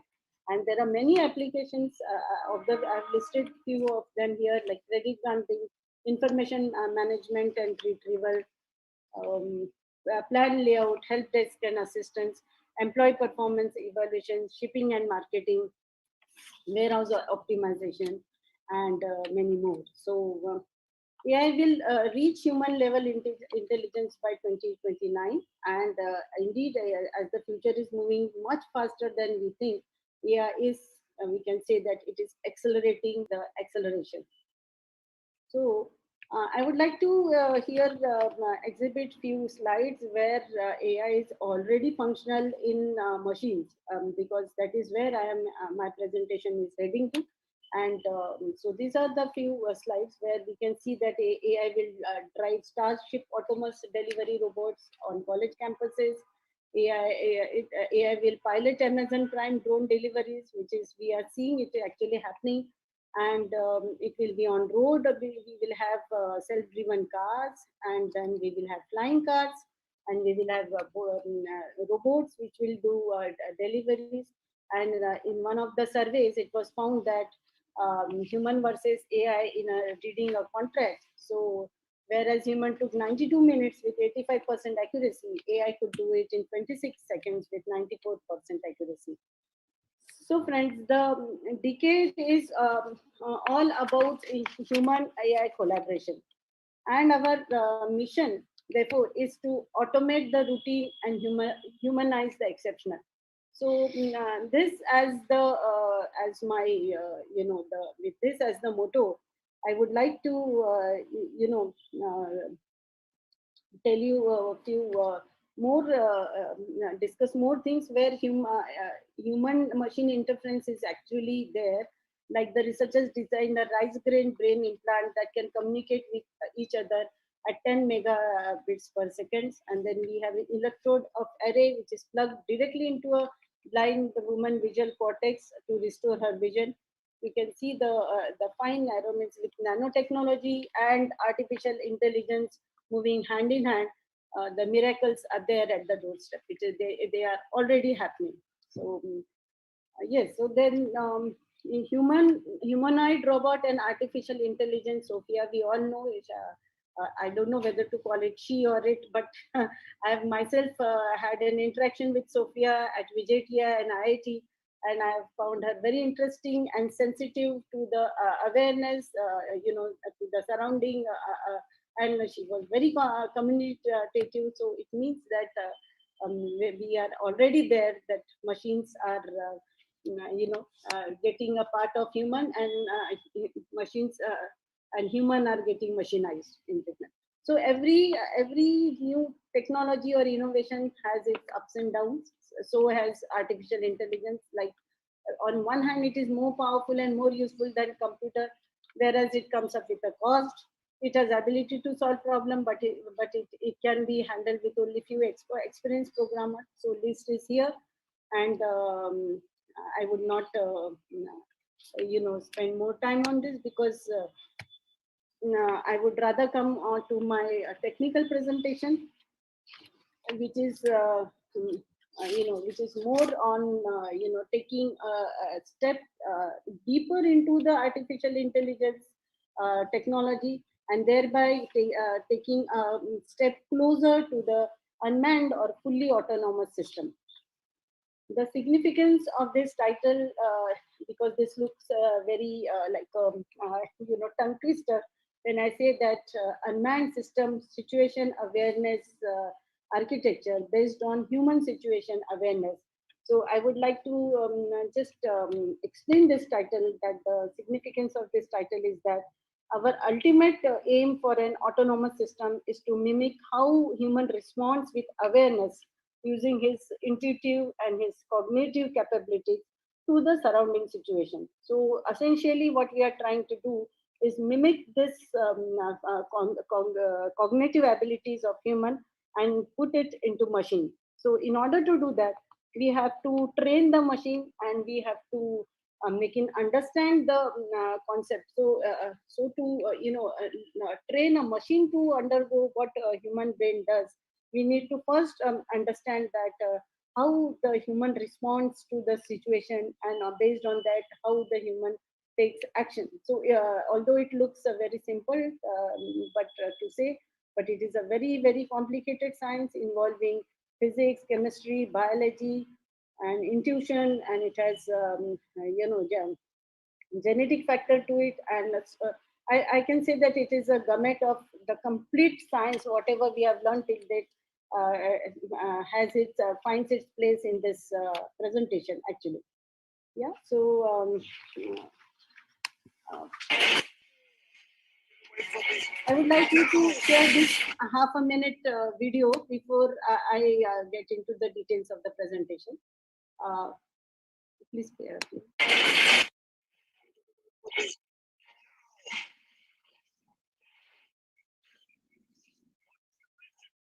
Survival of John Connor.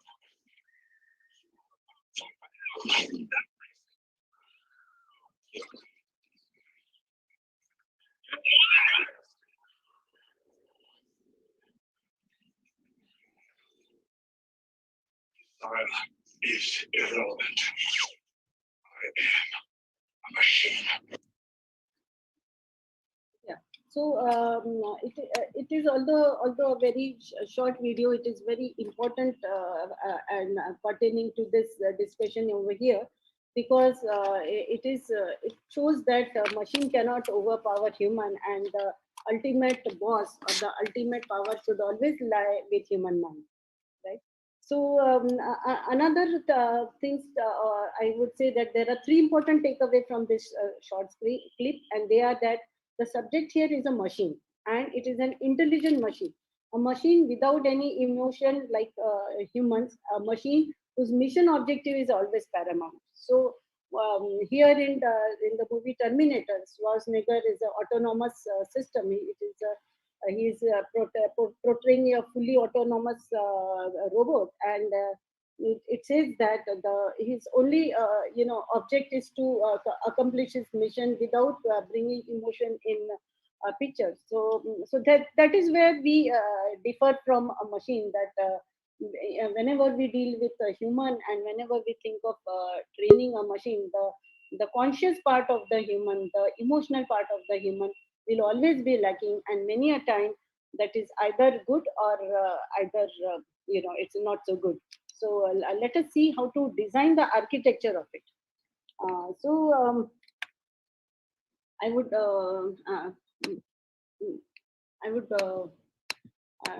draw your attention to the next slide, where this slide, where this S stands for surrounding awareness. So we can see that on the right hand side, it portrays the cross section of a human brain, where we are depicting the neurons, which are the transmitter, which are the signal transmitter. And on the other side, we have the unmanned system. US stands for unmanned system, surrounding awareness, and it is based on neural networks. And both the systems, they take decision based on the surrounding awareness. Yeah, so many of the today's deployed unmanned systems are teleoperated, semi-autonomous, or rely on a very fragile autonomous capability. In all these missions, success requires the human to be tightly integrated into the system component.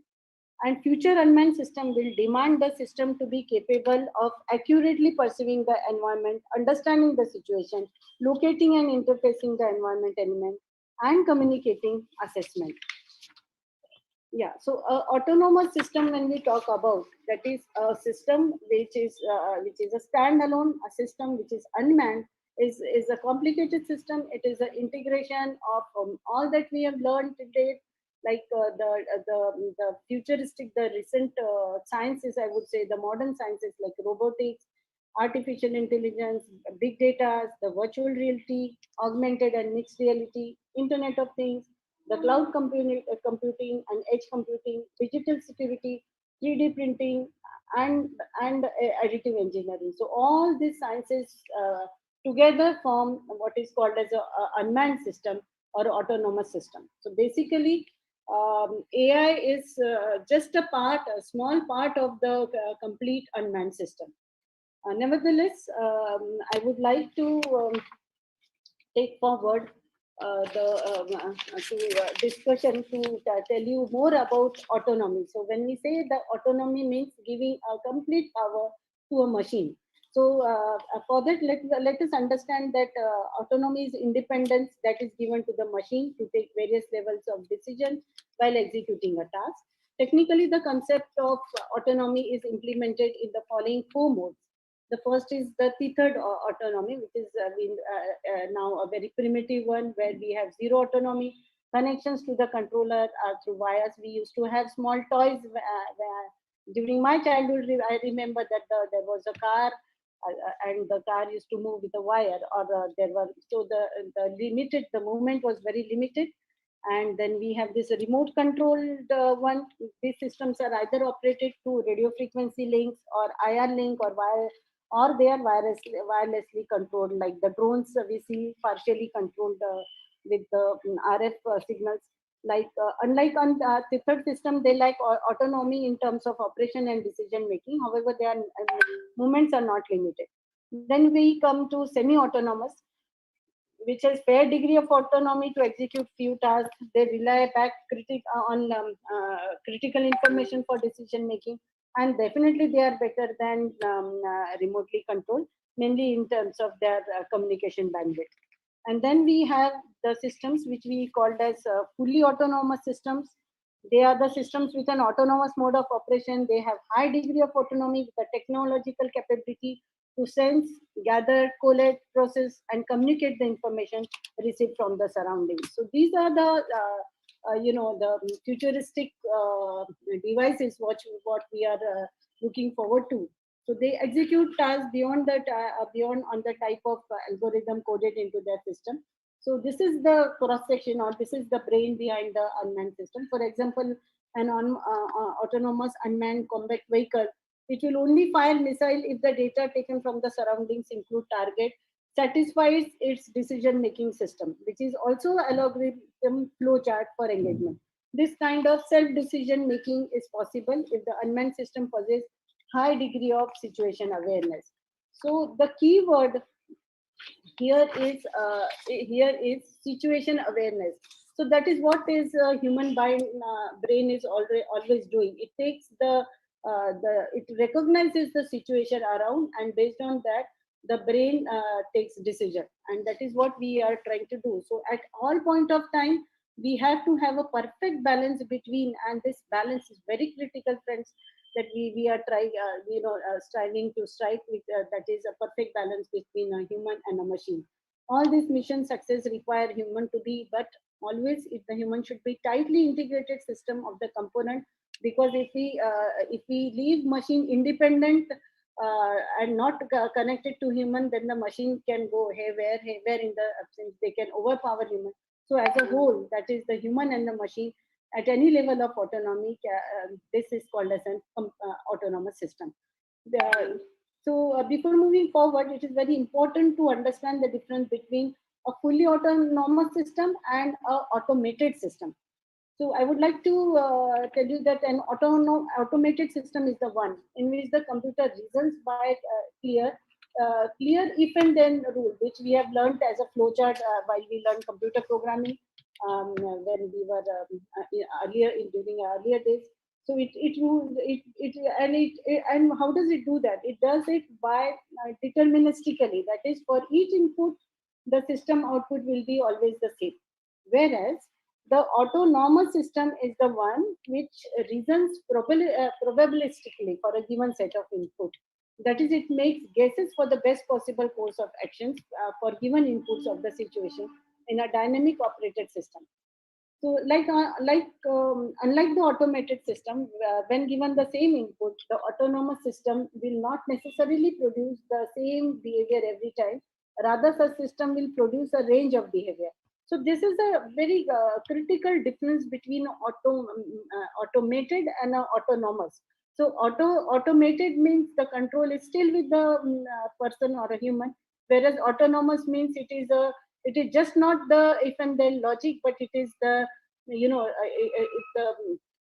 the program works out. The algorithm is so designed that it comes up with a range of behaviors and not a particular, means for a given input there is not one output, but for a given input there are a number of outputs. So we know that if you see the basic architecture of any processor, it has basically flip-flops. And the definition of flip-flop means that for a given input, number of input, it has to have only one output. But this is where the anomaly is, that here for a given input or for a set of inputs, or maybe for one input, you have number of more outputs, right?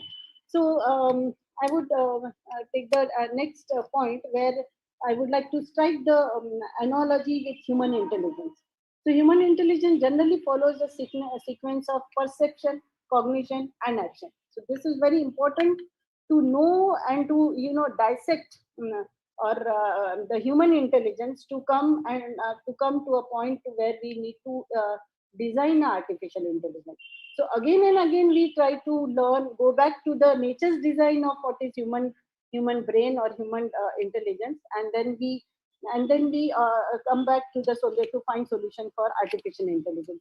So whereas the human intelligence follows a perception, cognition, information processing loop, in that the individual perceives the gravity of the situation around, think about the course of the action, and then once again weighs up the option before making a decision and acts accordingly with continual analysis of feedback for the action, including the dynamics environment condition. In the contrast to that, artificial intelligence is programmed to do something similar, but not exactly the same. So in AI, a computer senses a situation around it with the help of multiple sensors and then processes the incoming information through optimal algorithms with a choice of action made in fashion similar to that of humans. Yeah, so means like if somebody is, it's not a good example, but if somebody is trying to,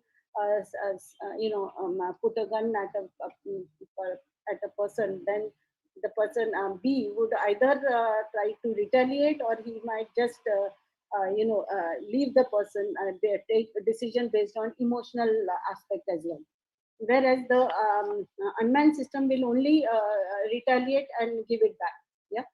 So the unmanned situation,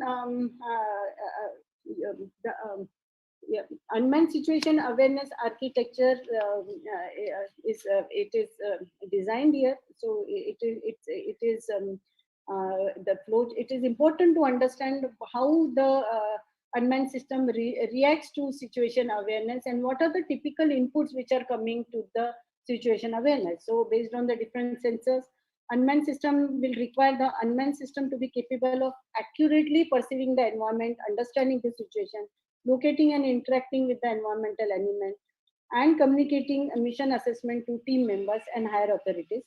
The diagram here depicts how an unmanned system situation awareness model versus a human model, which is in the next slide. So every autonomous system that that interacts and operates in a dynamic environment must construct a situation awareness model. So in AI or by designing unmanned system, the first thing which is taken into account is situation awareness model. And based on that, we continuously strive to update that model. This means that SA model must be perceived or sensed with the help of multiple sensors. So I will go back to this. So we should have, we should take input from computer vision, GPS, and LIDAR, which is a light-dependent ranging system, by infrared from radar and so on. So we should be taking input from with the help of multiple sensors and then reconstruct the situation model in a way that the computer brain has the effective and updated model of the situation in it before it makes any decision to act accordingly. Thus, the fidelity, or which means the true replica of the input of the situational model and the timelines of the updated are the key to any effective autonomous system. So, so balancing the task is very important. Designing of an autonomous system with high balance of AI, particularly in terms of extent of human involvement, is the next question that needs to be understood and is depicted here. It is important to understand that system can and should be supervised always by humans. Yeah. So this is a very a very important slide when it comes to autonomous system, because it depicts the stages of reasoning that any autonomous system must possess in order to deal with increasing complex decision making scenarios. The graph here indicates the comparative analysis of relative strength of information processing in the backup of stages of reasoning by AI assisted system and humans in varying degree of situational uncertainty. So we can see that based on skill, the protocol rules, the knowledge and proficiency expertise. On the y-axis we have uncertainty, and we see that as the artificial intelligence is more towards the skill, whereas human intelligence is more when it comes to uncertainty and when it comes to proficiency. So it is very important to note that replicating the intangible concept of intuition, which is knowledge-based reasoning, and true expertise is for now beyond the realm of AI. So this diagram is a very good representation of it is like a seesaw model, because if you try to bridge the gap of artificial intelligence, and human skills are compensated and so on. So human aware situation awareness model is depicted here. You need to understand the different levels, level 1, level 2 and level 3 based on this. So in the black, the black block which is representing the problem statement, and based on that problem statement, it is defined that how response is executed. So I would like to, I don't know whether it is a small thing, I can just try to explain that the perception of element in the environment within a volume of time and space, the comprehension of their meaning, and the projection of their status in the near future. This is the at least definition for human situation awareness model.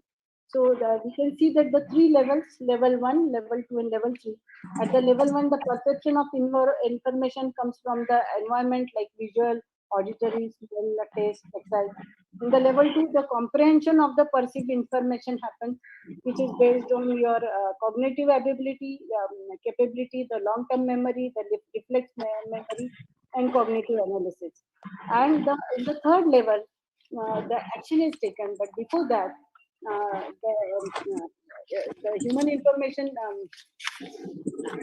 In the level 3, the projection of information into the near future for the purpose of guiding action. Because if the experience was not so good, then the brain will store it into the memory that in the last that this was not a good experience, and based on that experience in the future, it will take a decision. So based on this human situation awareness model, we have designed the so we based on that, the unmanned system situation model is designed. So it looks very complicated. It is indeed complicated because for a human brain, this complicated processing takes less than few nanoseconds. So within few nano, because our instincts are so quick that we don't realize that all this processing happened before taking physical action. Yeah. So human we are, because it is pertaining to us, we are aware. But I would like to take some 2-3 minutes to explain this block diagram, because this is a design and this is a replica of a replica, or we can say this is a functional diagram of a brain of a typical Terminator or a typical unmanned fully autonomous system. So here the entire unmanned system architecture must provide connection between level 1 and which are perception as required for level 2, which is comprehension, and both of these lower level feed into the projecting the action to perform, which is the level 3. A holistic and system to system approach is required to integrate capabilities developed across the field with novel elements into unmanned system and situation awareness architecture. A fully autonomous unmanned system will require human-like SA capabilities, SA's surrounding awareness capabilities, to ensure safe and successful mission completion. The immediately levels of automation will result in varying relationship between the human and unmanned system, thus resulting in varying the level of SA for each entity. Considering the factors as discussed above, a formalized unmanned system model is prepared as is shown in the slide. And so this system has human-like situation awareness capabilities, and this will improve the mission success in the future unmanned system while influencing and supporting the human SA and interaction with unmanned system.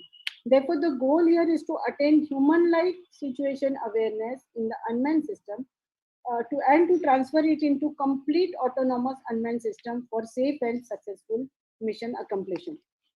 So these are the different layer of levels of which are to be achieved. And although the flowchart, the flowchart also look complicated, but each of the system, like the adaptive sensor will require high level of integration of highly sensitive sensors. Then we require for data memory, we need to know data sciences and analytics. For machine learning, we need to teach a machine the different levels of architectures and then decision making based on the algorithms. So indeed, it is a complicated science which require different levels of scientists and inputs from people from all the arenas of life sciences. So I would like to conclude by saying that the day before something is a breakthrough, it's a crazy idea. So when I mean, a few decades back, means I think in the first time when in 1985, when the idea of artificial intelligence was proposed, people thought people did take it as a crazy idea, which is indeed a reality now. So it is beyond the doubt that AI is going to be part of the future around the world. The landscape is changing quickly and it's potentially disruptive way. AI is advancing, but given the current struggle to imbue computers with the true knowledge and expert-based behavior, as well as limitation in perception sensors, it will take many years before AI will be able to approximate human intelligence in a highly uncertain environment. An unmanned system with human-like assay capabilities will improve the mission success of future unmanned systems.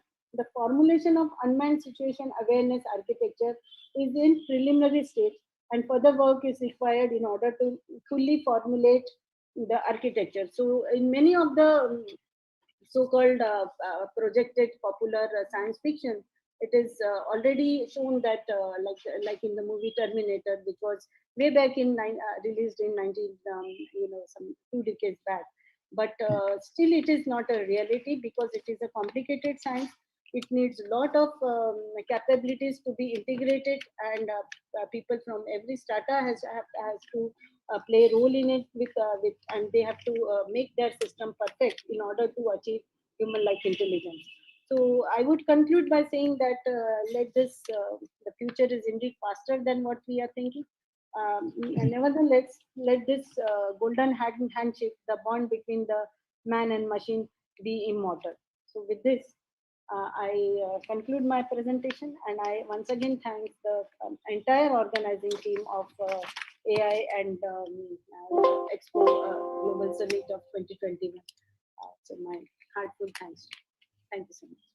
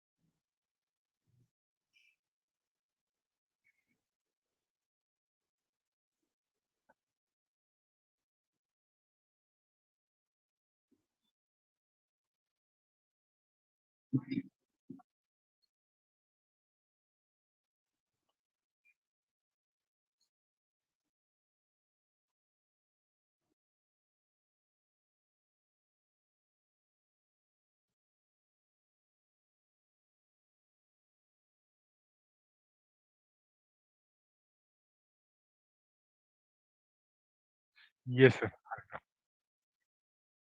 No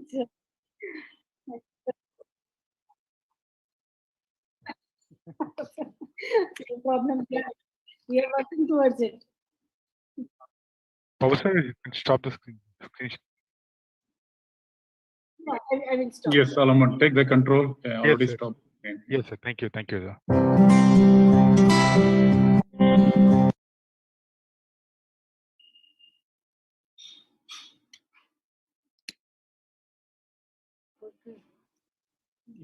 नहीं आता मजा आना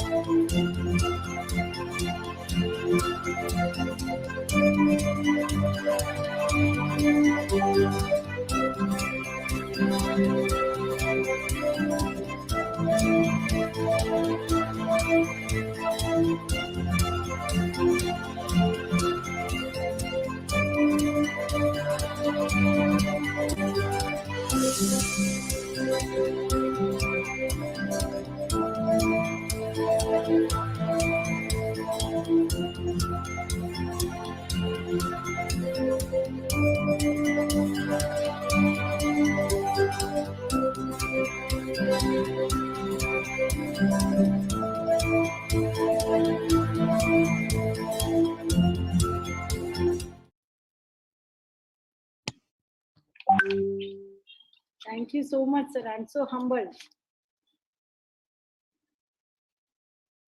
Partha sir, Solomon, shall I take the control of the screen? yes, sir. One more video which I want to play for you, sir. Okay. Then you can start, sir. So I'm just going to play a video for Mr. Venkatesh Babu. He's a founder of Glosap Group.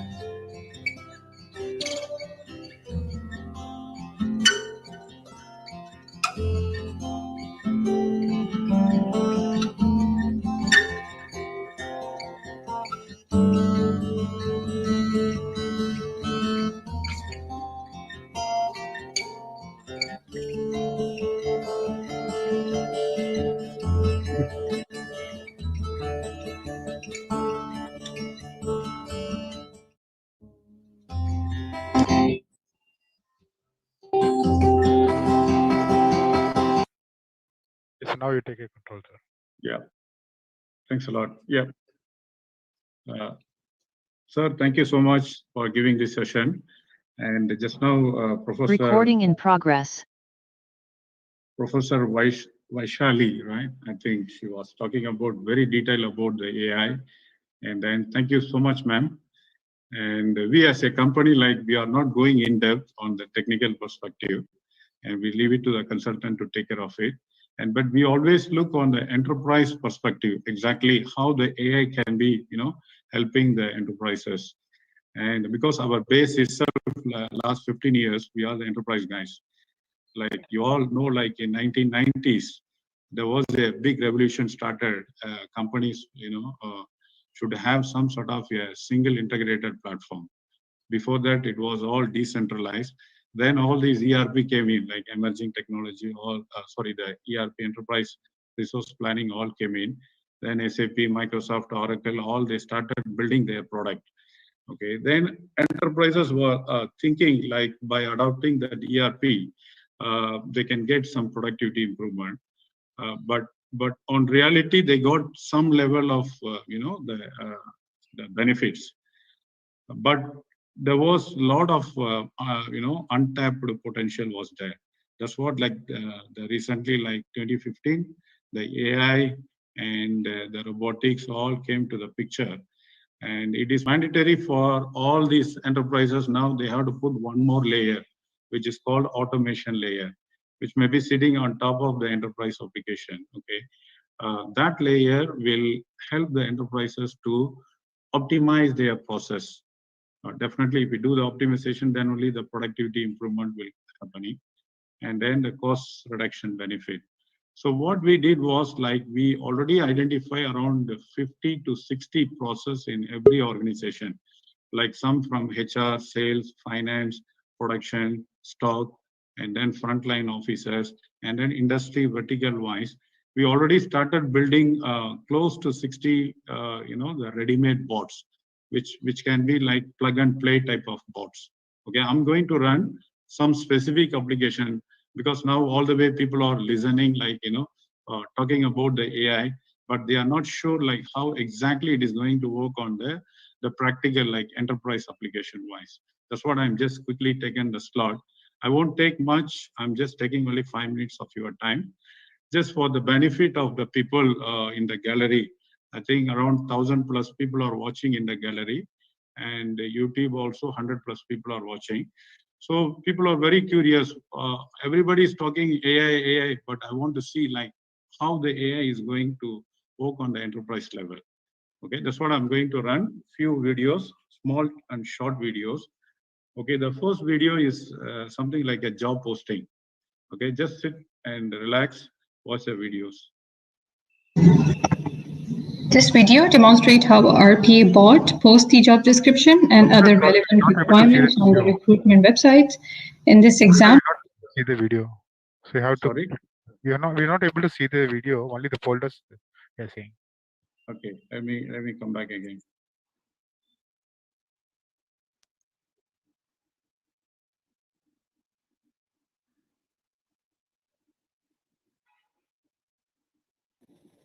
Okay. Again, folders. Can see now? No, sir. Only folders. I'm coming again. Give me a second. Okay.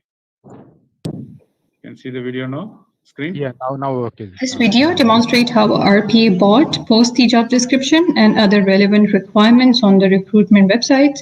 In this example, the bot is designed to extract the job details from an Excel sheet for demo purposes. This can also be done in any existing client HRMS system, and then it uploads it directly to any job portal or any job site. Here in this video, the bot will be uploading the job description on a job portal called Naukri.com. First, it will log in, and then it will proceed to posting a job. Now, all the required details will be filled in, starting with job posting headline, employment type. All the details about the job description is being entered, and then key skills.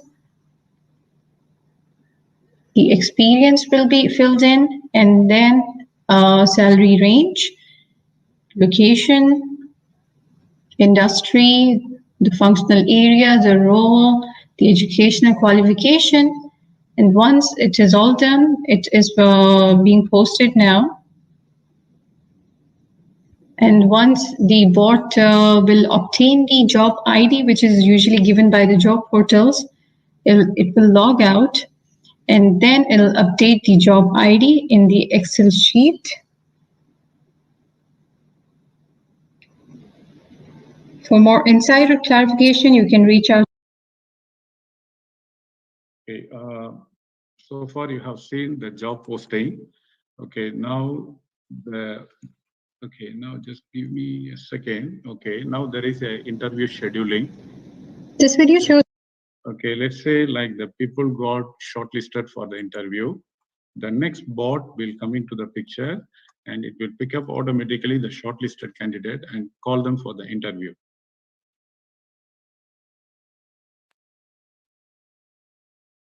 How the RP bot is designed to contact the selected candidates in order to invite them for the interviews. In this example, the bot is designed to extract the information from this Excel sheet, which has all the details of the shortlisted candidates. They'll log into the email account and then we'll start writing the email to the shortlisted candidates.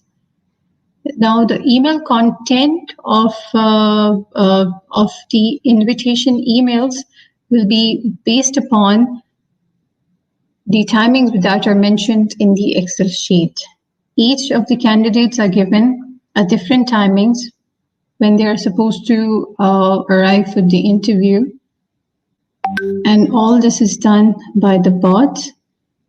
These videos are being slowed down in order to have a proper look at how the bots function usually.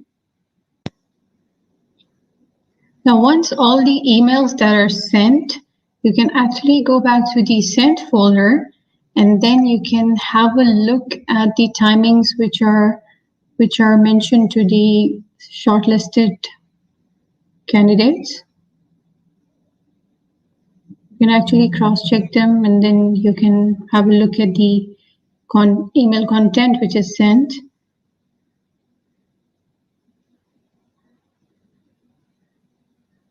For more insight clarification, feel free. Okay, the next one. Okay, once the candidate shortlisted, okay, after the interview session, now the bot is going to send the offer letter to them.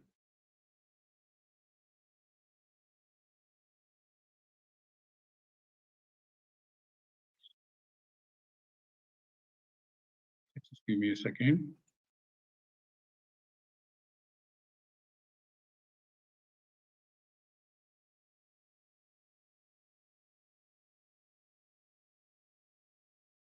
Just give me a second. I'm just running another video.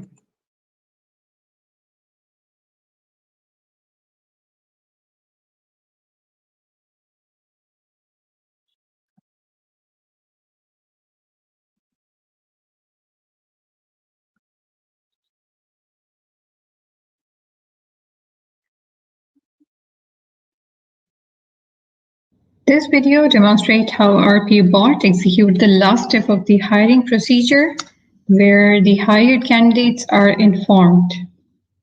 Here in this example, the bot is designed in such a way that all the hired staff will be informed about the job position that they're offered, and each candidate will be receiving an offer letter through these emails. According to the Excel sheet, there were 4 shortlisted candidates, and out of 4, 3 were hired, and their details are extracted from that particular Excel sheet, and then the content is generated based upon the details given in the Excel sheet.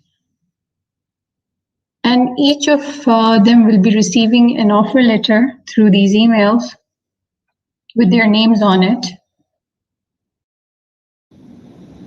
Each email will have a different email with the subject, with the content which is generated according to the staff details.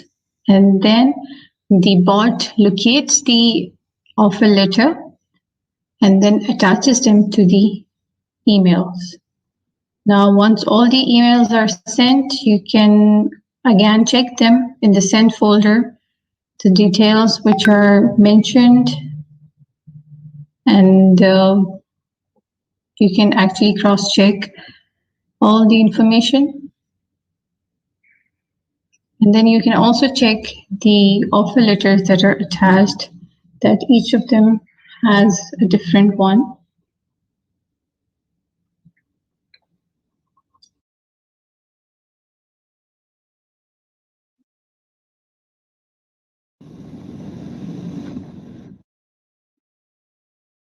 Okay, so now this is a part of the recruitment process. Okay, previously you need to do the job posting and then call the people for the interview, and then finalize the people you are giving a job offer.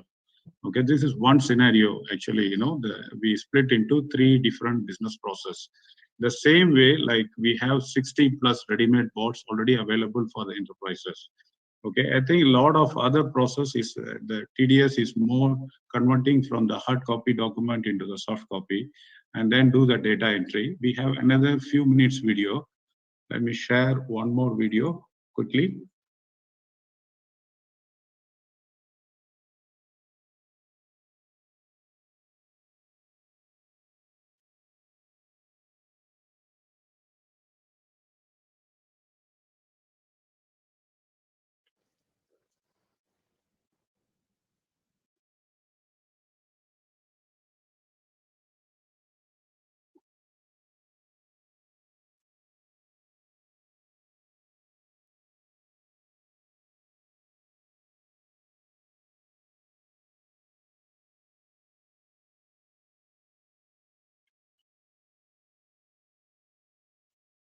Okay, just give me a second. The video is just running now.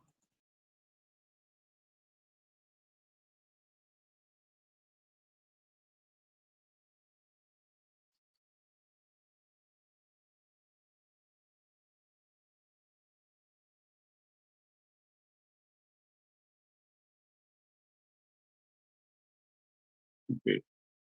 Typically, these are the steps. There is a hard copy coming out from the vendor, then the order confirmation. Someone has to key this information into the ERP system. Almost like 8 to 10 steps. And if the order consists of, let's say, like 150 line items or 200 line items, definitely it takes 2 to 3 hours for a human to do the entering into the any ERP system.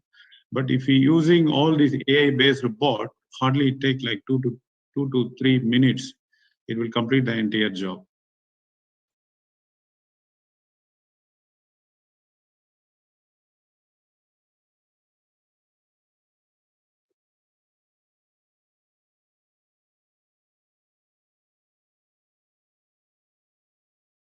Okay, now the entire hard copy is scanned by the bot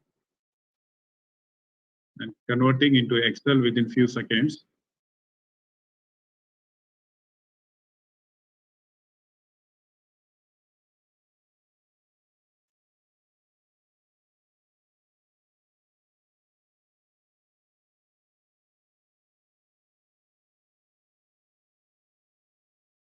Once the verification process done, converting into Excel.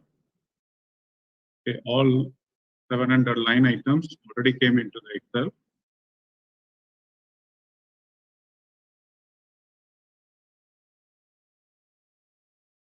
Okay, now the system, the bot is opening any ERP system. Here it is opening SAP.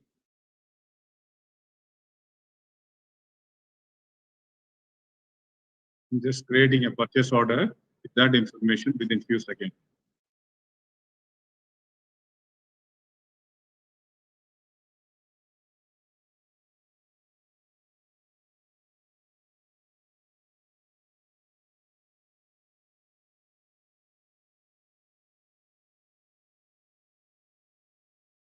Okay, just for understanding purpose, we reduce the speed 1/10 of the actual speed. On reality, you can't see any transaction exactly how the bots are doing, which is like a flickering of screens. That's it. Like within few seconds, the entire order has been created.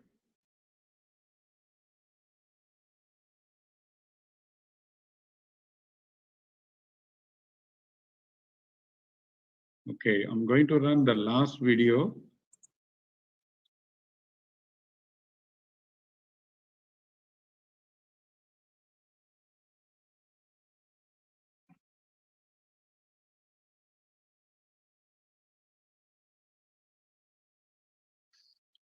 Okay, this will give a lot of light to the people. What is exactly AI and what is the RPA?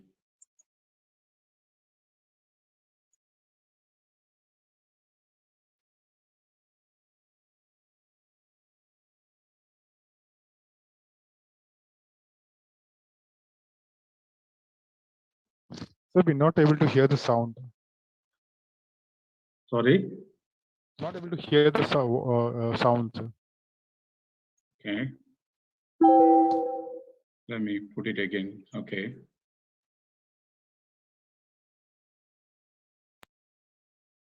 Given the dynamic pace at which Okay. Voice okay? technologies are being adopted within industries and market Solomon? Yes, Can sir. you Voice hear is the coming. voice? Yeah, voice. Huh? Yes, sir. No around the problem. world, it is important for companies, especially for small to medium enterprises, to maximize their productivity and efficiency so as to not fall back in the cutthroat competition to establish prominence in their respective industries.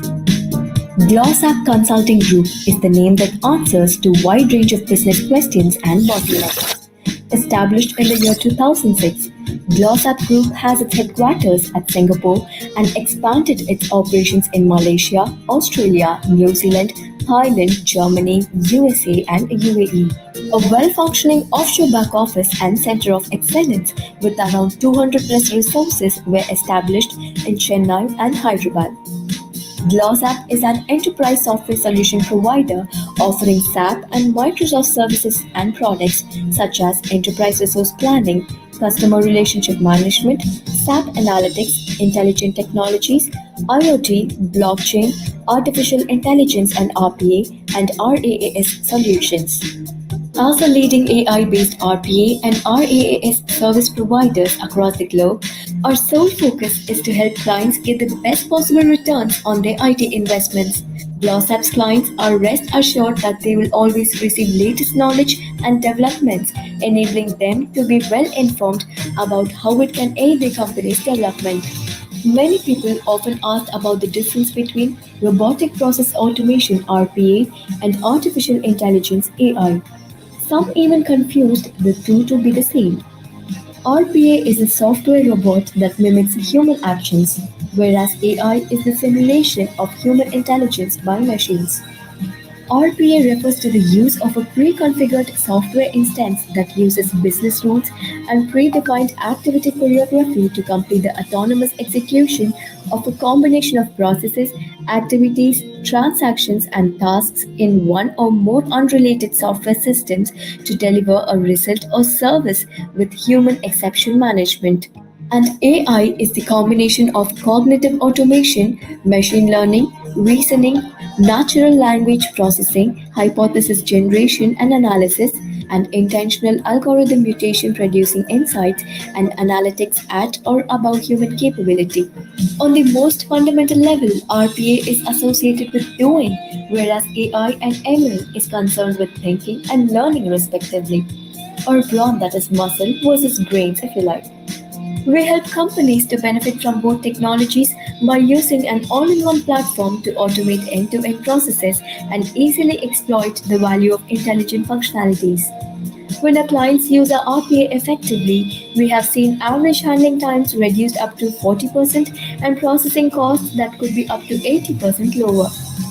RAAS, Robots as a Service, is a unique model which is a combination of cloud computing, AI, robotics, and shared services.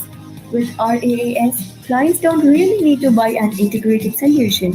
Instead, they can lease the robotic devices as a cloud-based service. The most essential benefit of GlossApp's RAAS is that end users can now shift their capital expenditure to an operational expenditure, allowing them to deploy solutions without large upfront costs.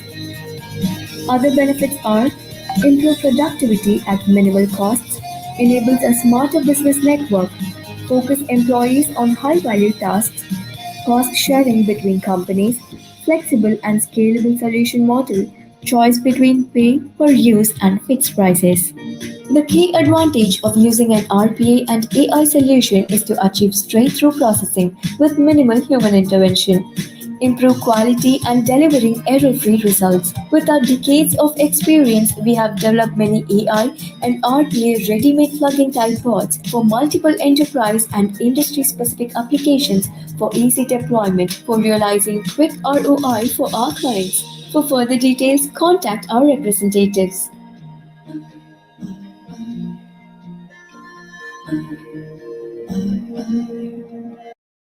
Okay, with this, our presentation is over. Solomon, can you please take the control, please? Yes, sir. Thank you very much, sir. Thank you very much. Yeah. So, Thank you. Pata, sir.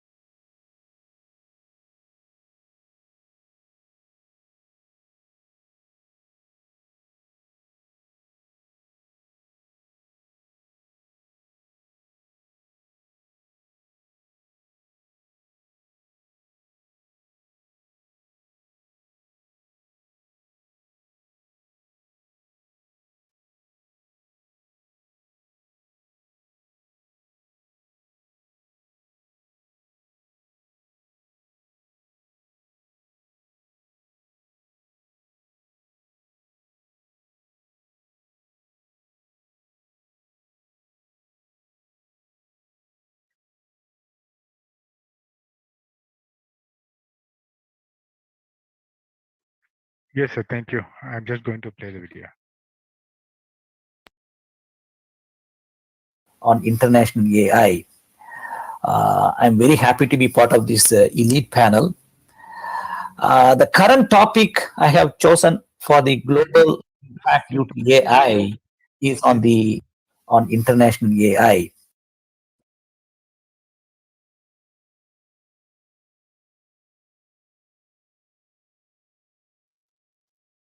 Sir, okay, okay. Maybe.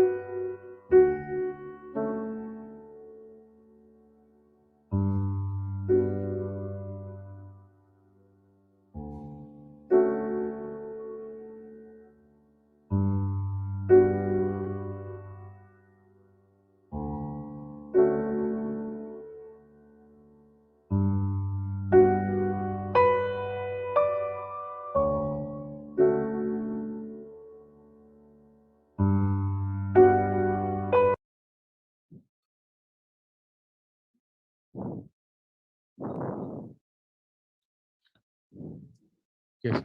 Sir.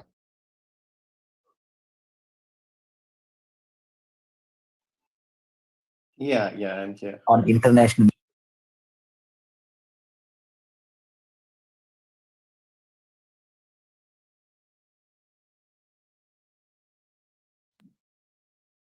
On international AI. I'm very happy to be part of this elite panel. The current topic I have chosen for the global impact due to AI is on the AI on the medical field. I'm going to talk on the implementation of the impact due to AI is on the AI on the medical field. I'm going to talk on the implementation of the bleeding edge technologies and the regulation aspects that are needed. Also, we will show a demo on pharma cancer research area, what we are doing. My CTO, Bastin Robin, will show the demo after I conclude my speech. We all know a lot of technology disruption that has happened over the last 10 years. The next 5 to 10 years, there is only one technology that is going to disrupt the education. It is king of all disruptive technologies. In 3 words, it is a gorilla monster technology. Can you guess what is it? It is nothing but artificial intelligence with data science and social media applications. As per the picture on the screen, what you see, if we handle the gorilla nicely, now what I meant by gorilla is the AI and social media application. The gorilla will feed you. It will love you. If you mess it up with the gorilla, you know what it is doing. So AI is one of the greatest opportunity to bring lot of good things to the community. I'm going to talk about the pharma cancer research the next 15 minutes.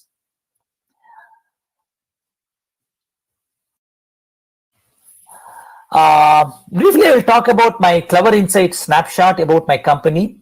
What are the 5 major scientific revolution that we have seen over the last 3 centuries? Focus areas to implement the disruptive technologies with AI at its fulcrum. I'm going to take the case study on the cancer research. Who are the stakeholders while we implement the disruptive technology? And finally, Bastin Robin will show the demo. The tool name is called Predict Easy. Okay, Clever Insight is a company SaaS-based tool. It is a data science tool on artificial intelligence.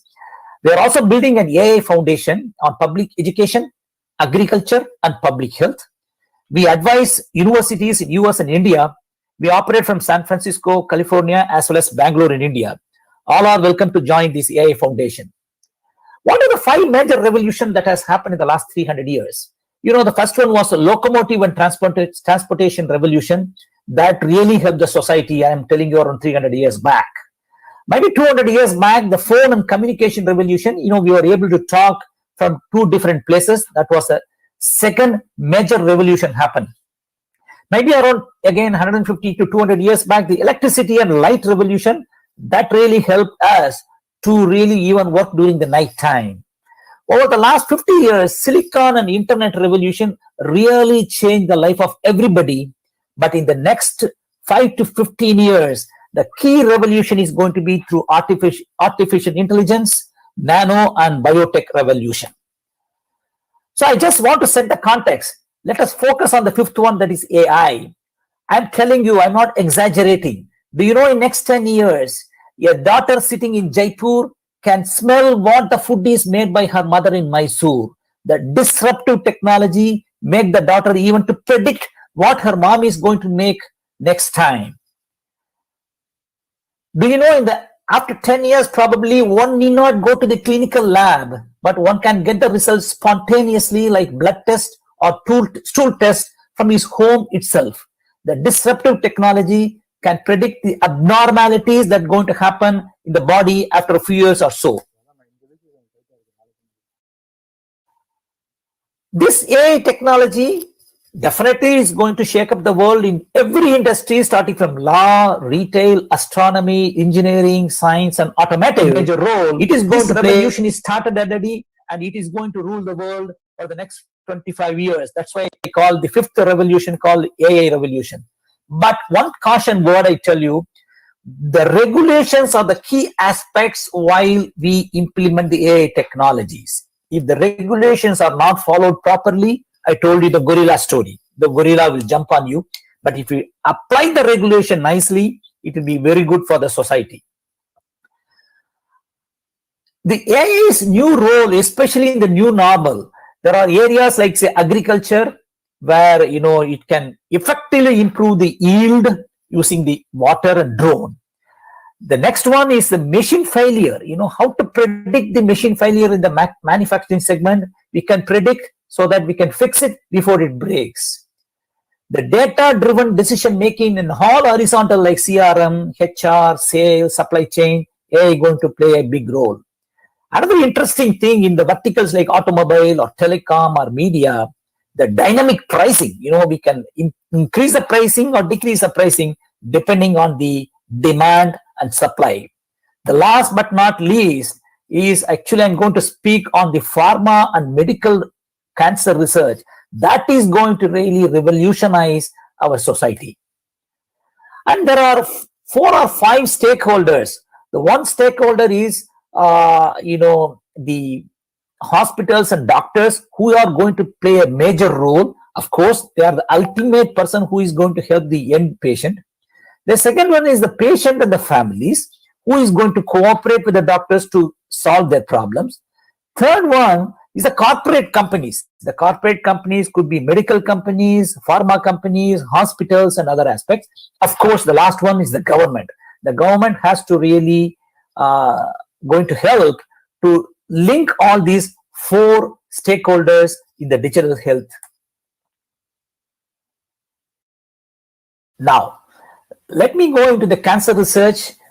What I am telling, there are around thousands of unknown diseases are existing in the world. Even one needs to discover a drug. You won't believe it is going to take 15 years with billions of dollars of investment is happening. Now, at the same time, on the right-hand side, you see 10,000 drugs are available, but there is no use for those 1,000 plus unknown diseases. How really we can use some of the existing drugs to really tweak the medicine to help those thousands of unknown diseases? And how to really get a solution using the existing drug. That's why I call pharma repurposing. Pharmaceutical drug discovery, it takes a lot of time. Over the years, actually, more money is spent. The outcome is less because so much of effort is being spent, and then the outcome takes a lot of time. To fix a problem, the good solution is coming. Nothing but the AI, the traditional solution, focus primarily on data from limited sources and rule-based computational techniques used to address the understanding of the targets, and leads are inefficient. AI is set to transform the landscape of the drug discovery. Let us take protein as an example of the drug discovery. The protein deficiency, will lead into many problems like the application of AI-based products and solution is enabling the pharmaceutical industry to shorten the discovery timelines so that it is very easy to bring the drug quickly in the market with less effort, less cost. In that, the major thing which is going to play is the protein. Protein is the component of the human body. Sometimes there will be protein deficiency or inactive of the protein, or even insufficient amount of protein can cause serious illness. How to solve the problem? That's the question. That is where the gene therapy is coming. Gene therapy gives patients healthy versions of the defective gene. Cell has a defective gene. From there, it will help how to healthy gene is introduced, then cell function is finally restored. Instead of treating the symptoms, the modern gene therapy find the cause of the disease. These therapies help cells to make protein. Here, actually, there are some scientific terms I'm using. DNA and RNA, you would have heard of it. DNA contains all instructions to grow, functions, and replicate, whereas RNA carries out these instructions to make proteins. The new things are coming out, especially called messenger RNA, called mRNA. Nowadays, all the vaccines that are produced during the COVID time, like Moderna and other things, are called mRNA that can produce the protein to replace the damaged cell. So what I am telling, to do that activity, if I go to the lab, it may take 15 years. But if you use the AI technology and go to the lab, I may reduce the discovery from 15 years to 5 years. That is the lovely aspect of AI technology. Take here, in the DNA, there is a key thing called sequencing. The sequencing in the lab will take so much of time. Accumulation of fat in the body sometimes cause cancer in organs due to obesity or diabetes. But to discover a new drug involves so much of money and resources. So one can repurpose the existing drug to find a. GlowSap Consulting Private Limited is a leading SAP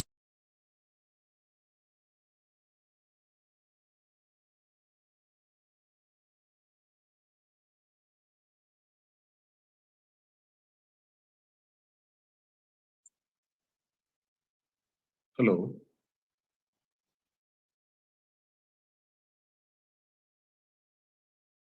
Kavins Malaysia, who is admin?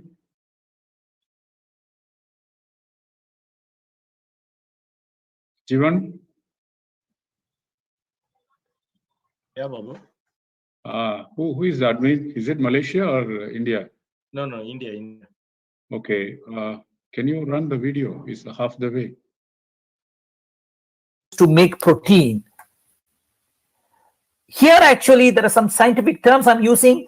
DNA and RNA, you would have heard of it. DNA contains all instructions to grow, functions and replicate, whereas RNA carries out these instructions to make proteins.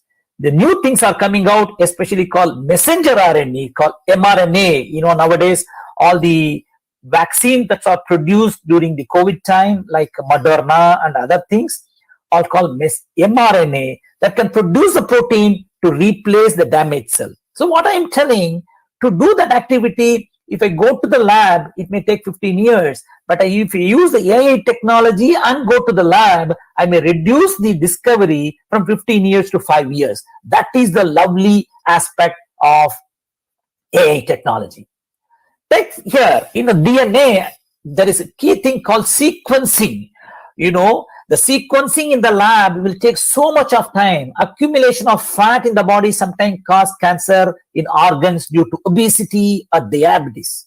But to discover a new drug involves so much of dollar money and resources. So one can repurpose the existing drug to find a solution. Again, if it is totally a lab-based research, it will take a lot of time and resources. Here comes AI and machine learning. With AI and lab-based research, one can find a solution in record time. You see the data, so much of data is there. It is impossible to spend that much time in the lab to get the sequencing. What really happened? Around 20 years back, the first human sequencing was done in 2000 at UC Santa Cruz at the bioengineering department. I am proud to say later my daughter went to the UCSC to study bioengineering at University of California at Santa Cruz, who is actually currently doing the medicine right now. So if you want to do the DNA sequencing in 2001, you won't believe the cost to sequence the DNA was $2,000 million. It is as if I am purchasing 4 jumbo jets. You won't believe after 20 years, because of the technology, the cost of sequencing is reduced to $200. Mind you, where is $2,000 million? Where is $200? In $2,000 million, I could have bought 4 jumbo jet planes. Today, if I buy one bicycle, I can really shake up the world. That is where the AI technology is helping over the last 20 years. 1:1 crore. That much effectiveness is happening because of the sequencing. The sequencing gelling with AI is going to really give something called precision medicine. Interaction of protein and fatty substance such as cholesterol cause the disease. Assume it is a use case which I am going to talk about. My CTO is going to talk it out to you. With the availability of genomic data and computer power, one can reduce the time to find a discovery using artificial intelligence. Standard practice with a treatment, probably you will get a success ratio of 20%. Suppose a patient is going regular standard practice, if I do, the success ratio is around 20%. But if I'm able to tailor make the solution for the patient, the probability of the success is going to be 80%. That is possible only with the technology, with the lab research, of course, with all the doctors. Ultimately, the doctors are the key end person who is going to solve the patient's problem. Through artificial intelligence, we can implement even the precision medicine. That is what I am trying to convey here. So Clever Insight, we have done some projects, not only in pharma area, we have done on retail, we have done on manufacturing, but specifically in the cancer research area, we at Clever Insight have developed a codeless platform. The tool is called PredictEasy. We need not write even a single line of code. You can just use it and then start experimenting it. We took the population data from the public website for our cancer research. We ran our PredictEasy, AI, and machine learning tool. Successfully, we created multiple models. We got an outstanding outcome. So when we have multiple statistical model, that will give you the top 10 models which are going to solve the problem. The doctor can choose the top 2 models and he can take the decision based on his experience, based on the input from the tool, of course, from the lab data. He can really take the genomic data, use tools like PredictEasy, create the models, create the network ideas, and ultimately he can give a phenomenal solution to the patient. And this can happen with the combination of the technology, combination of the lab research, and of course the medicine doctors and hospital and other places. What are the process and steps to get these models? That is a key thing. That is where AI is going to play a role. The major task is that the challenges while using the data. I showed you the genomic data. It is so much humongous data. The volume is so high.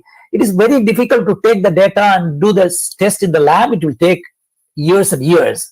Training the data consumes a lot of time, especially using the tool like a PredictEasy. But once you train the data, one can easily build multiple models. The doctor can choose the top model what is interested to him, and he can apply and give solution to the society. Now, with this, I really hand over to my CTO, Bastin Robbins. He is going to show a very good demo how really PredictEasy is helping to build models in the cancer research. With this, I am going to conclude my talk. Again, thank you very much for listening to me. I again thank Dr. Parthasarathy Iyengar to give me an opportunity to talk about the cancer research. Over to Bastin Robbins. Thank you very much. Have a good day. So thank you, Sri, for that talk. And so today, now, am I audible? Yeah, Bastin, you can. Okay, cool. So let me share my screen.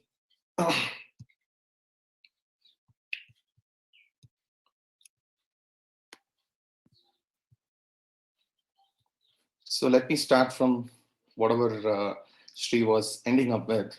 So in a simple word, something which always keep me motivated is like data will talk to you if you're willing to listen. We are seeing data since a long decades. But the problem is we are not ready to listen to data because we always consider data as something which can be kept in archives.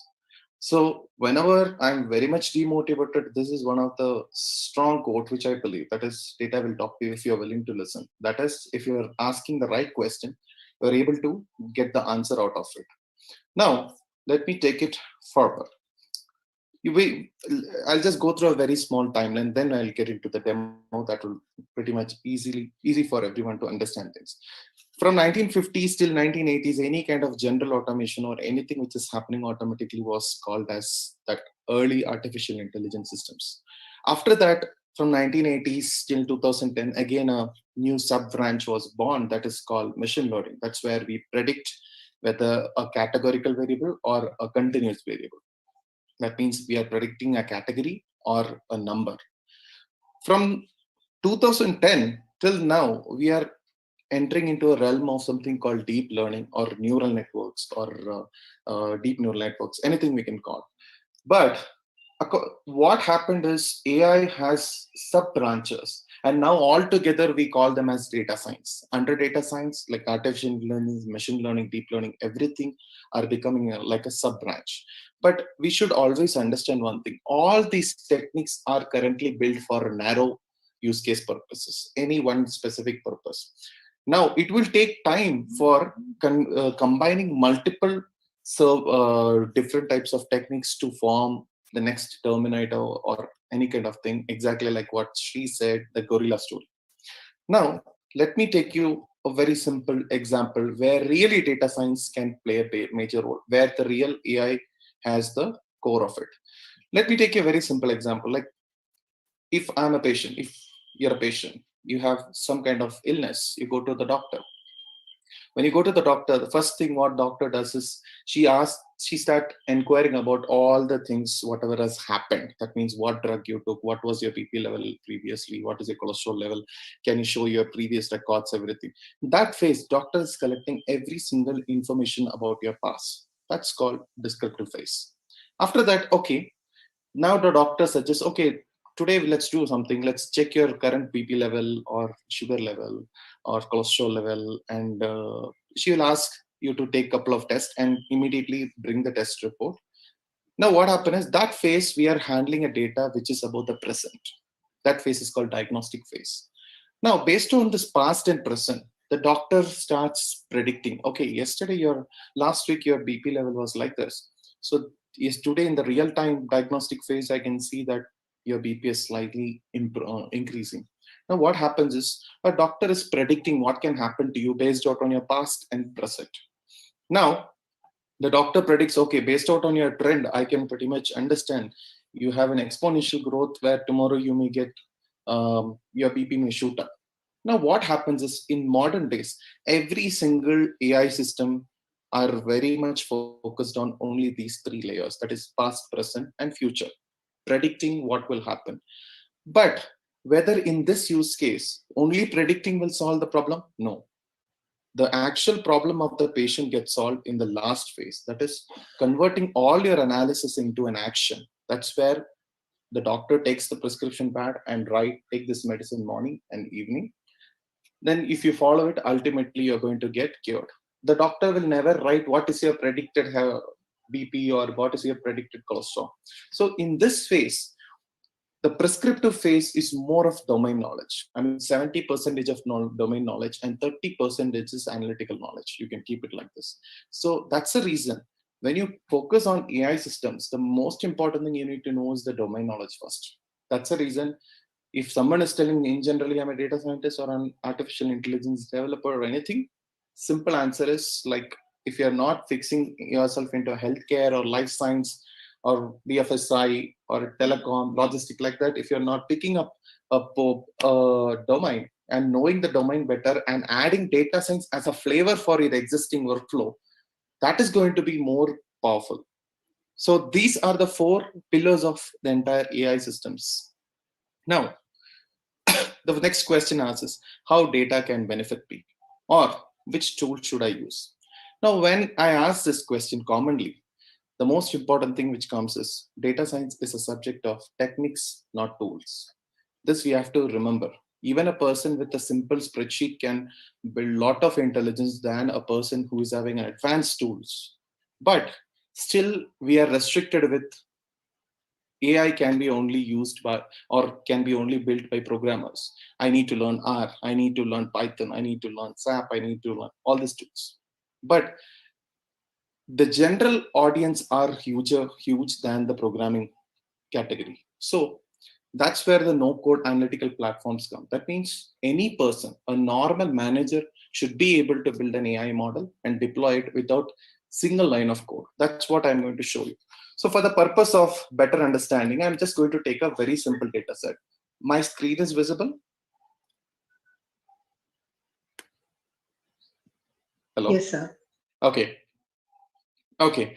Now, what happens here is, like, I'm just taking a very simple data set, which is nothing but it's having a column called class, age, menopause, and tumor size, INV node caps, degree of malignance, and breast cancer, which side, whether it is right side or left side, and the quant of it, which position the tumor has occurred, and it is irradiated. Like that, we have taken a data set which is having around close to 287 patients record. In that, you can see there is one column called class, which is having zeros and ones. Whenever someone is not having a cancer, which is not a malignant cancer, they are having 0. And the one who are having malignant cancer, they are having 1. So the value what we want to predict is whether they are having, when we are inputting these inputs of a new patient, it should be able to predict and tell us whether they are having cancer or not. So this is the simplest data set. Now this anyone can use it. So let me take you to our platform, that is PredictEC, and let me go and create a workflow. A workflow is nothing but it's just like a use case. So I've just coming here and I'm telling study of malignant cancer. Cancer. This I'm just putting few tag names. Breast cancer, and I'm just copying that file, whichever is there, that CSV file which I opened called breast.csv file. I'm just importing here. Now the moment when I import it, my new workflow is getting created. Here it's coming. You can see here. When I click onto that, now what happened is that specific data sets preview is being loaded. Here I can see there are like all my data points, whatever I've taken. In that a small snapshot is there. Right now, my everything is green in color. If there is any kind of missing value or any kind of data quality issues there, it will indicate it as red color. But as of now, its default is green. No, so when I click onto one particular category, you can see how many, what is the minimum value, maximum value, standard deviation, what is, whether there is outlier existing. I can independently go and fix any kind of issues inside this data points, or even I can see the distribution. This is more important. Statistically speaking, like if you understand the distributions properly, then you know what is your analysis all about. So let's keep it simple. I'm going to proceed. Now, when I go to proceed, next feature, here it's asking what to predict from the given 10 features. My prediction variable is I want to predict the class. The moment when I click class, I can see out of the total patient, 201 patients are non-cancerous and only 85 are cancerous. Now, the thing is like there are two classes. One is cancerous, one is non-cancerous, but the data is not balanced. For example, if I'm having 201 people as cancer and 201 people as non-cancer, then I can understand my data is balanced. Every time whenever my model is building, my model won't be biased to the majority class. So let's do one thing. Let's come and evaluate. I'm just clicking this evaluate button. So basically this is a classification problem. So I select the classification. Now the model start evaluating every single features one-on-one and checking what are the kind of combinations in which a person become cancerous. So let's wait for a minute. Now what happens behind the scene is the target variable is being checked with all the other features and it is scoring every single features. Whatever columns you were seeing in this except the target, all these things are getting scored and telling what are the most important culprits inside this that I should really look for. So I can see according to this feature impact, these are the scoring which comes. Now I can go to feature importance as well and I can see what is the score they are giving out of 100 for every single thing. Now here is a small evaluation metric. My model is 62% accurate, but wait a second. As our models are not having a target variable which is balanced, then this accuracy will never make any sense for me. I should go for the number of true positives and number of true negatives, that is precision and recall. Now I can see there is one factor which is having 0 score. I can reject it. Menopause is also not a good thing. Irradiate, no. Then again, I will go and reevaluate this model. Whatever, in this way, what I'm doing is I'm eliminating features which are not having significance on my prediction. That means I only want to find what are the major factors.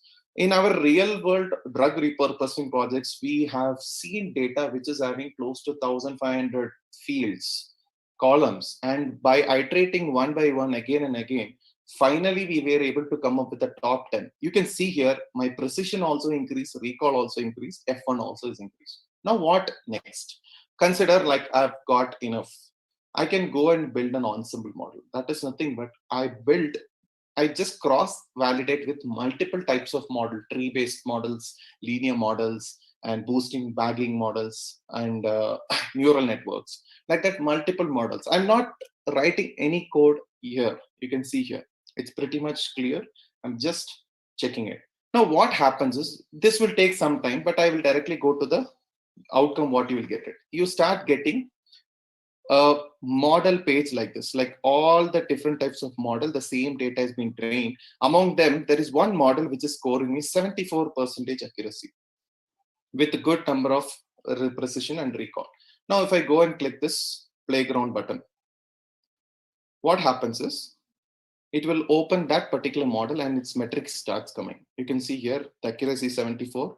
This is that specific model's ID, area under curve, recall, and everything is being mentioned here. But fine. Now what I need is I want to see what is the more important factors among them.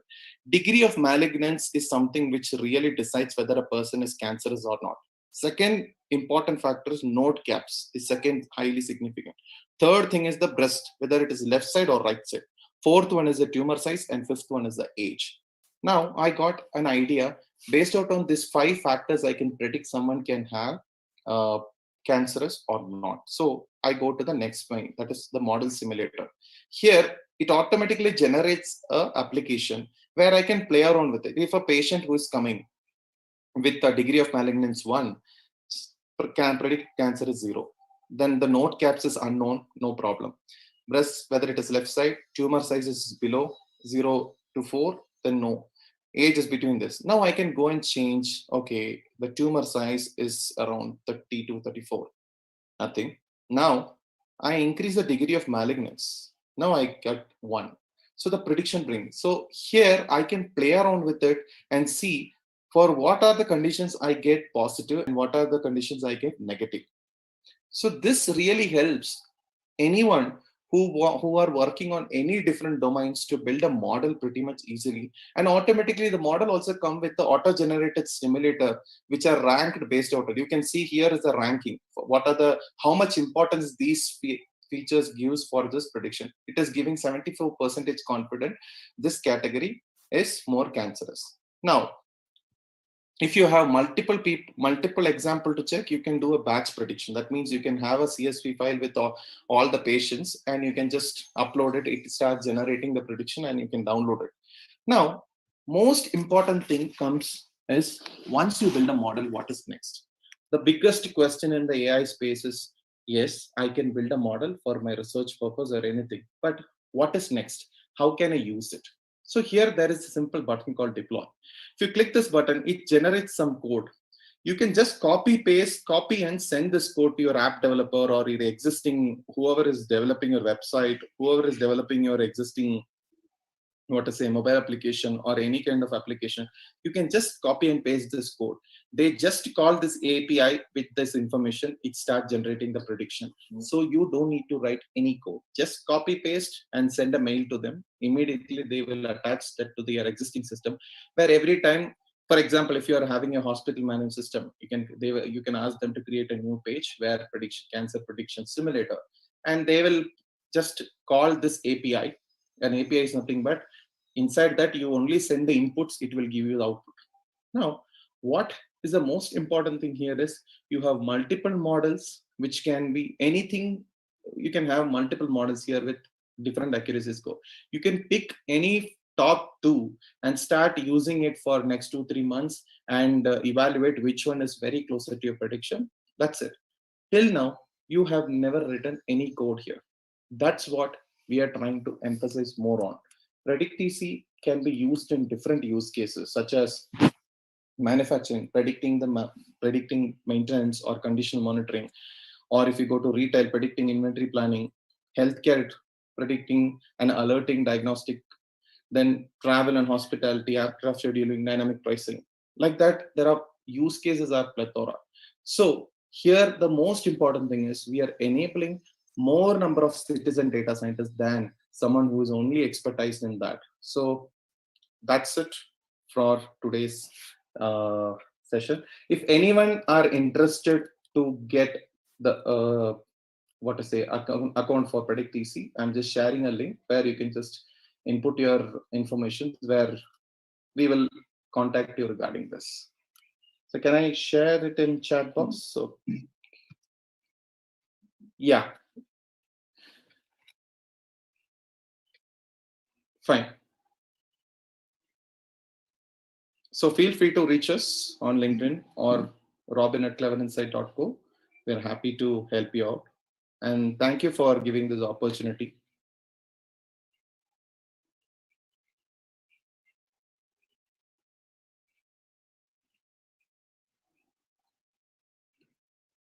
Robin.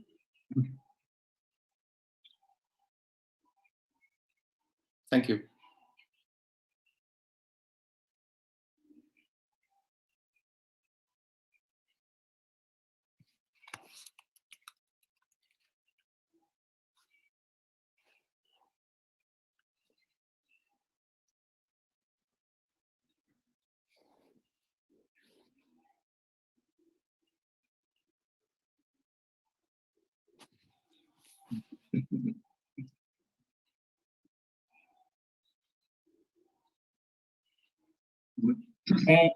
May I ask? Thank you. Wonderful presentations all over. Yeah. I think looks like the admin already muted the videos. Okay, fine. Thank you. Wonderful presentations. Very meaningful, useful, and insightful. Since I'm just throwing my question related to the last presentation. Of course, it was wonderful, really. From the data perspective, of course, we all know that data is the new oil.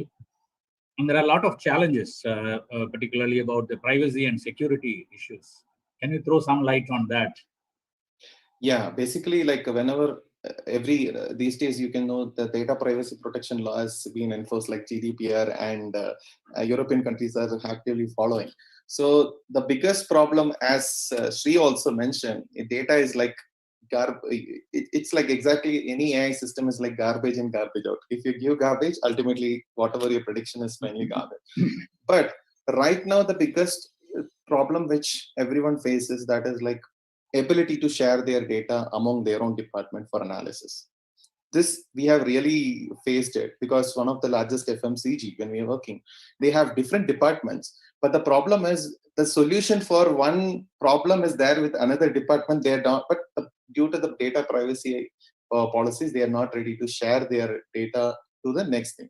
So what we were mentioning was like we can build up centralized system which can be built in such a way that, like, based out on request, for example, from one department to the another department data sharing, they can give API-based requests where they mention these are the only information we need, rather than the complete bulk of data written packet. So what happens is we know who has taken data, what data they have taken, and by that way we can leverage it. Second way is like most of encryption algorithms being applied to the data, so that any person who's acting as a middle layer won't be able to understand the data. But the problem is when you apply such kind of encryption technique, definitely the process becomes a little more slower. It's not faster.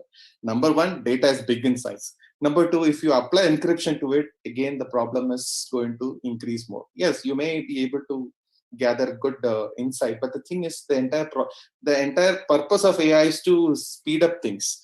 But here, because of this privacy issue, then this comes. But the thing is, like what we suggest is, it's always better to build system where based out on request and response model. You request it, and based out on whatever is important, whatever is credential, mask it or just avoid it. Only give the information which can be shared among. That's what at this moment. But there are a lot of other policies being applied, but we have to wait and see how India is going to apply such policies as well.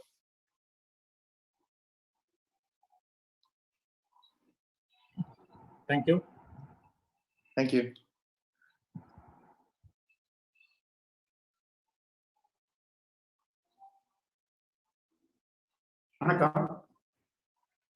Like that cup on the lip, I don't want to stand between you and your lunch, okay? But it is my bounden duty to presenter, not only the presenter, we're all present here, okay? There are few words. Well, it is a really Herculean task at this critical hour, when the industries just started, opened up, and the people are back to the seat. We are planning new normal ways of thinking, kind of thing. In fact, we mull over all these things, and gather people over here. Really, it's an excellent show. Thanks to everyone, in fact. And my pronoun goes to Dr. Ashok Kumar, C.K. Ashok Kumar, co-founder, Sachet Shampoo Revolution of India, educationist, philanthropist, whom I met in Malaysia 2019, thanks to Gopio for that, and was consented immediately to preside over the, this event and made an inaugural address. Thank you, Dr. Ashok, for your nice, inaugural address. And Dr. Shekhar, Chairman, MTGF, Global Smart Cities, made a wonderful, interesting and intelligent presentation on AI. My thanks to him. And Mr. Gunasegaran, President of GOPIO, Global Organization of People of Indian origin. Not only in Malaysia, no, he is covering entire, counterparts also. I mean, I could see some of the people from Australia and other countries also, who is readily, come forward to take part in our program. And thanks to your short and sweet presentation address, Mr. Gunasegaran. Then Ms. Pooja Maheshwari, MD and CEO Smart, made a very good presentation. Thank you very much, Madam. Dr. Subodh Kulkarni and Professor Vaishali Bamboli, both are from Bombay University, made an excellent presentation. And really, I am thankful to them for the wonderful presentation, Madam. Thank you, Mr. Subodh. Finally, Mr. Vasant Ashutosh Vasant, Director and Founder Member of Railtel. Amazing presentation, particularly in this, very clearly given about railways scenario with the artificial intelligence kind of thing. And we are really thankful to you, Mr. Vasant. And Mr. Venkatesh Babu, of course, he just came up. The GLOSAP, Singapore, wonderful presentation. Thank you, Mr. Venkatesh Babu. Thank you, sir. Nice. And and Baston Dobbins, okay, Baston Dobbins, of course, was not available, but he made an elaborate presentation, audio and video. And thanks to Mr. Basin for a wonderful presentation. Very glad. And all the sponsors, speakers, future panelists, we have 2 more sessions to go tomorrow and day after. And the team, entire team, I cannot forget. If I've forgotten someone or just maybe pardon me, all the people without which we cannot run the show here. And a person begin the show is none other than Mr. Parthasarathi, who made a terrific plan, performance, and then followed. And really, we appreciate. I appreciate. Thank you, one and all. Bye bye. Thank you.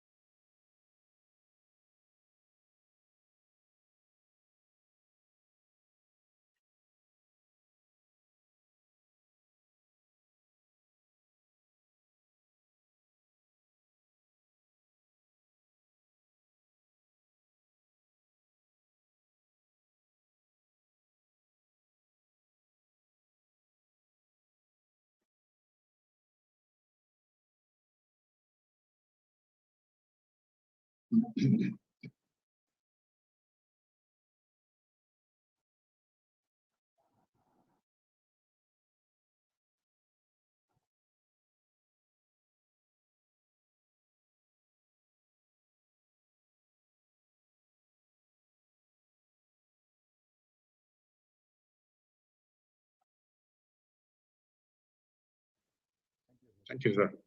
Thank you.